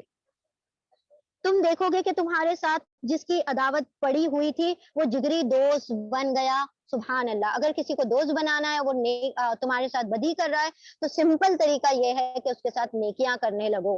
اب نیکیاں بہت سارے طریقوں سے کی جا سکتی ہیں, نیکیوں کے بہت سارے طریقے ہیں. جو وہ کر رہا ہے اس کے برخلاف کام کیا جائے تو وہ کیا تم دیکھو گے کہ وہ دیکھتے دیکھتے تمہارا جگری دوست بن چکا ہے. وہ کسی دور میں جو تمہارا جان لیوا دشمن ہوا کرتا تھا, آج وہ تمہارا جگری دوست بن گیا ہے. سبحان اللہ. یہ معاملہ کس کا تھا؟ آپ صلی اللہ علیہ وسلم کا, کہ جو لوگ کہیں جان لیوا دشمن ہوا کرتے تھے, حضرت عمر رضی اللہ تعالیٰ نے قتل ہی تو کرنے جا رہے تھے نا آپ صلی اللہ علیہ وسلم کو, اور پھر جب ایک مرتبہ سنا ہے کہ اللہ کے رسول وصال ہو گیا ہے اور وفات پا گئے ہیں, تو کہتے ہیں کہ میں جو اپنی زبان سے یہ بات نکالے گا میں اس کو قتل کر دوں گا جس نے کہہ دیا کہ نبی صلی اللہ علیہ وسلم ہمارے درمیان باقی نہیں رہے.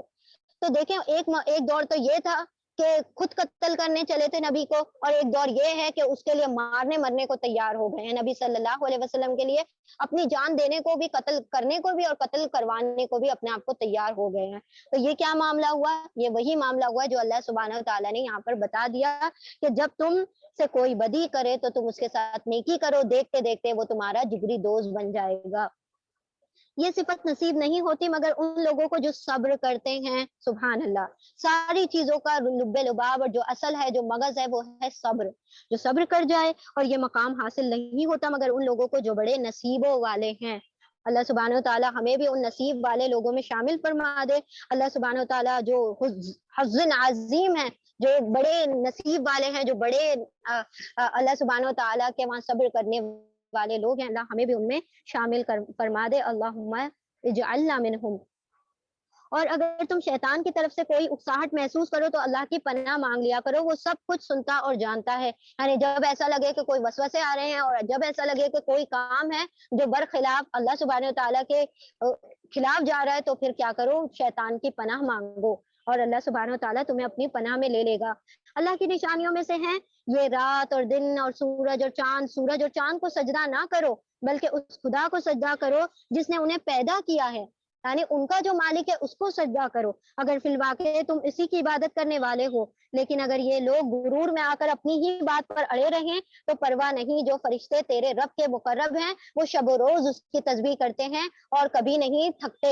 یعنی اس کو پھر تمہاری ضرورت نہیں ہے کہ اگر تم سورج چاند کی پوجا کرنا چاہتے ہو تو کر لو، تمہارے رب کے پاس بہت سے مقرب فرشتے ہیں جو اسی کام پر مامور ہیں، جن کا اور کوئی کام ہی نہیں ہے بلکہ یہ کہ سجدے اور رکوع اور تسبیح اور اس کی حمد میں پڑے رہیں۔ تو اللہ تو بے نیاز ہے، اسے تمہاری ضرورت نہیں، نہ تمہاری عبادتوں کی نہ تمہارے اس کی۔ یہاں پر جو ہے سجدہ ہے آیت نمبر 38 میں، حامیم سجدہ صورت میں سجدہ نمبر 11۔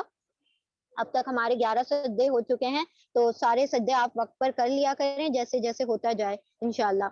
بسم اللہ الرحمن الرحیم۔ سجدہ تلاوت کی دعا ہے وہ پڑھیں سجدے میں 3 مرتبہ اور سجدہ اس کو مکمل کریں انشاءاللہ۔ بسم اللہ الرحمن الرحیم، آیت نمبر 39۔ وَمِنْ آیَاتِهِ أَنَّكَ تَرَى الْأَرْضَ خَاشِعَةً، اور اللہ کی نشانیوں میں یہ بھی ایک ہے کہ تم دیکھتے ہو کہ زمین سونی پڑی ہوئی ہے، سونی پڑی ہوئی ہے، پھر جو ہی کہ ہم نے اس پر پانی برسا دیا یکایک وہ پھبک اٹھی، یعنی کہ وہ ابھر اٹھی اور پھول جاتی ہے۔ یقیناً جو خدا اس مری ہوئی زمین کو جلا اٹھاتا ہے وہ مردوں کو بھی زندگی بخشنے والا ہے۔ یقیناً وہ ہر چیز پر قدرت رکھتا ہے، وہ تمہارے دلوں کو بھی زندہ کرتا ہے ہدایت کے نور سے، وہ تمہارے مردہ جسموں کو بھی زندہ کرے گا اس کے اندر روح پھونک کر، اور وہ اس مردہ زمین کو جس طرح سے زندہ کرنے پر قادر ہے تمہارے دلوں کو تمہارے جسموں کو بھی زندہ کرنے پر قادر ہے۔ جو لوگ ہماری آیات کو الٹے معنی پہناتے ہیں وہ ہم سے کچھ چھپے ہوئے نہیں ہیں، خود ہی سوچ لو کہ آیا وہ شخص بہتر ہے جو آگ میں جھونکا جانے والا ہے، یا وہ جو قیامت کے روز امن کی حالت میں حاضر ہوگا۔ کرتے رہو جو تم کو کچھ کرنا ہے، تمہاری ساری حرکتوں کو اللہ دیکھ رہا ہے۔ یہ وہ لوگ ہیں جن کے سامنے کلام نصیحت آیا تو انہوں نے اسے ماننے سے انکار کر دیا، مگر حقیقت یہ ہے کہ یہ ایک زبردست کتاب ہے، باطل نہ سامنے سے اس پر آ سکتا ہے نہ پیچھے سے آ سکتا ہے، یہ ایک حکیم اور حمید کی نازل کردہ کتاب ہے۔ یہاں پر تنزیل کے لیے اللہ سبحانہ تعالیٰ نے اور 2 نام لے آئے، اپنی 2 اور صفات نازل کر دی یہاں پر، حکیم اور حمید۔ اس سے پہلے ہم نے دیکھا علیم و حکیم، پھر اس کے بعد دیکھا عزیز و حکیم، عزیز و علیم، رحمان الرحیم، اب یہاں پر آ رہا ہے حکیم و حمید۔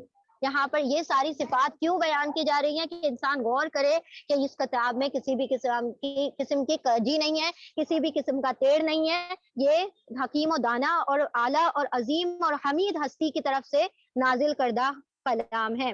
اے نبی صلی اللہ علیہ وسلم، یہ کتاب جو ہے حکیم اور دانا کی طرف سے نازل کردہ کتاب ہے۔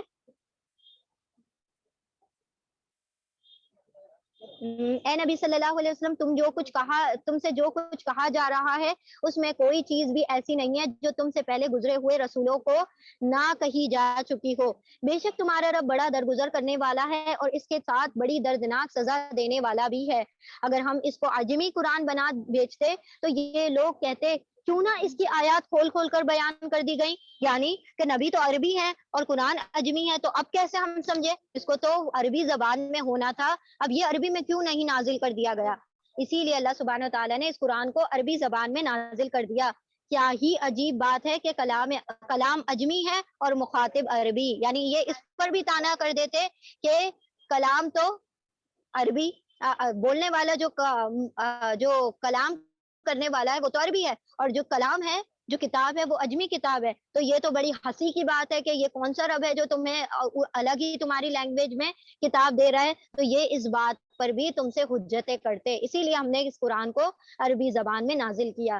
ان سے کہو یہ قرآن ایمان لانے والوں کے لیے تو ہدایت ہے اور شفا بھی ہے، مگر جو لوگ ایمان نہیں لاتے ان کے لیے یہ کانوں کی ڈاٹ اور آنکھوں کی پٹی ہے، یعنی کہ ان کے کانوں پر یہ گرا گزرتا ہے. ایسا ہوتا ہے یہ قرآن جیسے کہ ان کے کانوں پر کسی نے لوہے پگھلا پگھلا کر ڈال دیے ہو، جو ان کو اوپر تکلیف وہ ہو رہی ہو، یعنی ان کو گرانی پڑتی ہے اس قرآن کے ذریعے سے. اور جن کو یہ ہدایت بخشنے والا ہے وہ تو ہے ہی ایمان والے، جو اس کو مانتے ہیں، جو اس پر ایمان لاتے ہیں، تو یہ ان کے لیے ہدایت بھی بن جاتا ہے اور یہ ان کی روحوں کی شفا بھی بن جاتا ہے.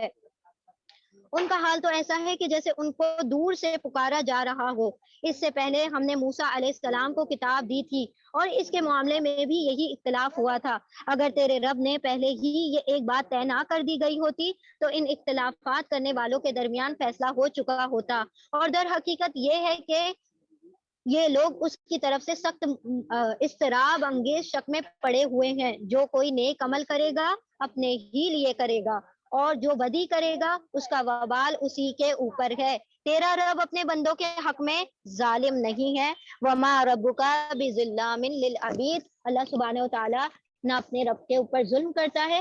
ظلام جو ہے فعال پیٹرن پر ہے، اس کے اندر انٹینسٹی ہے، یعنی کہ چھوٹے سے چھوٹا ظلم جو ہوگا اس کی کتنی بھی ٹکڑے کر لیے جائیں، کتنے بھی اس کے وہ فریکشنز کر لیے جائیں، چھوٹے سے چھوٹا اگر ظلم ہوگا وہ بھی اپنے بندوں پر، وہ جو رب ہے اللہ رب العالمین اپنے بندوں پر کسی بھی قسم کا ظلم نہیں کرتا. الحمدللہ رب العالمین. الحمدللہ یہاں پر جز نمبر 24 مکمل ہو گیا. فمن ازلم. الحمدللہ. جزاکم اللہ خیرن کثیرہ فار یور پیشنس. اللہ سبحانہ و تعالیٰ آپ کو اس صبر کا بہترین اجر عطا فرمائے اور اللہ ان صابروں میں ہمیں شامل کر دے جو کہ بڑے نصیبوں والے ہیں. اللہ سبحانہ و تعالیٰ ہمیں ان نیک بندوں میں شامل کر دے جن کا تذکرہ اس قرآن میں کیا گیا اور جو جنت میں جا کر دعائیں کرتے ہیں کہ شکر اس خدا کا جس نے ہمیں جنتوں میں پہنچا دیا اور اپنا وعدہ سچ کر دکھایا. اللہ سبحانہ و تعالیٰ ہمارے حق میں بھی اپنے وعدے سچ کر دکھائے اور ہمیں بھی وہ اس اعلیٰ اور بالا جنت میں جہاں پر ہمیشہ کا عیش ہوگا اس میں شامل کر دے. وآخر دعوانا ان الحمد للہ رب العالمین. سبحان اللہ وبحمدہ. سبحانک اللہم وبحمدک. نشہد ان لا الہ الا انت نستغفرک ونتوب الیک. سبحان ربک رب العزت عما یصفون وسلام علی المرسلین والحمد للہ رب العالمین برحمتک یا ارحم الراحمین. اللهم ارزقني تفكرا وتدبرا بما يتلوه لساني من كتابك والفهم له بمعانيه والنظر في عجائبه والعمل بذلك ما بقيت إنك على كل شيء قدير. اللهم آنس وحشتي في قبري. اللهم ارحمني بالقرآن العظيم واجعله لي إماما ونورا وهدى ورحمة. اللهم نور قلوبنا بالقرآن وزين أخلاقنا بالقرآن ونجنا من النار بالقرآن وأدخلنا في الجنة بالقرآن. اللهم حاسبني حسابا يسيرا. اللهم إنا نسألك الجنة الفردوس ونعوذ بك من النار. ربنا تقبل منا إنك أنت السميع العليم وتب علينا إنك أنت التواب الرحيم. وآخر دعوانا أن الحمد لله رب العالمين برحمتك يا أرحم الراحمين. اللهم صل وسلم على نبينا محمد صلی اللہ تعالی علیہ وسلم. اللہ سبحانہ و تعالیٰ اس قرآن کو ہمیں پڑھنے سننے سے زیادہ اللہ سبحانہ و تعالیٰ عمل کی توفیق عطا فرمائے. اللہ سبحانہ و تعالیٰ اس پر عمل، جو ہم عمل کریں اللہ سبحانہ و تعالیٰ اس کو اپنی بارگاہ میں قبول عطا فرمائے. اے اللہ ہمارے علموں میں اضافہ عطا فرما اور اس کے جو معنی اور عجائبات ہے اس کی پہچان کروا اور اس کے خزانے اور جو اس کے معجزات ہے اللہ سبحانہ و تعالیٰ اس میں ہمیں تفکر اور تدبر کرنے کی توفیق عطا فرمائے اور اس کے ذریعے سے ہماری زندگیوں کو آسان فرما دے. آمین یا رب العالمین. جزاکم اللہ خیرا کثیرا. السلام علیکم ورحمۃ اللہ وبرکاتہ.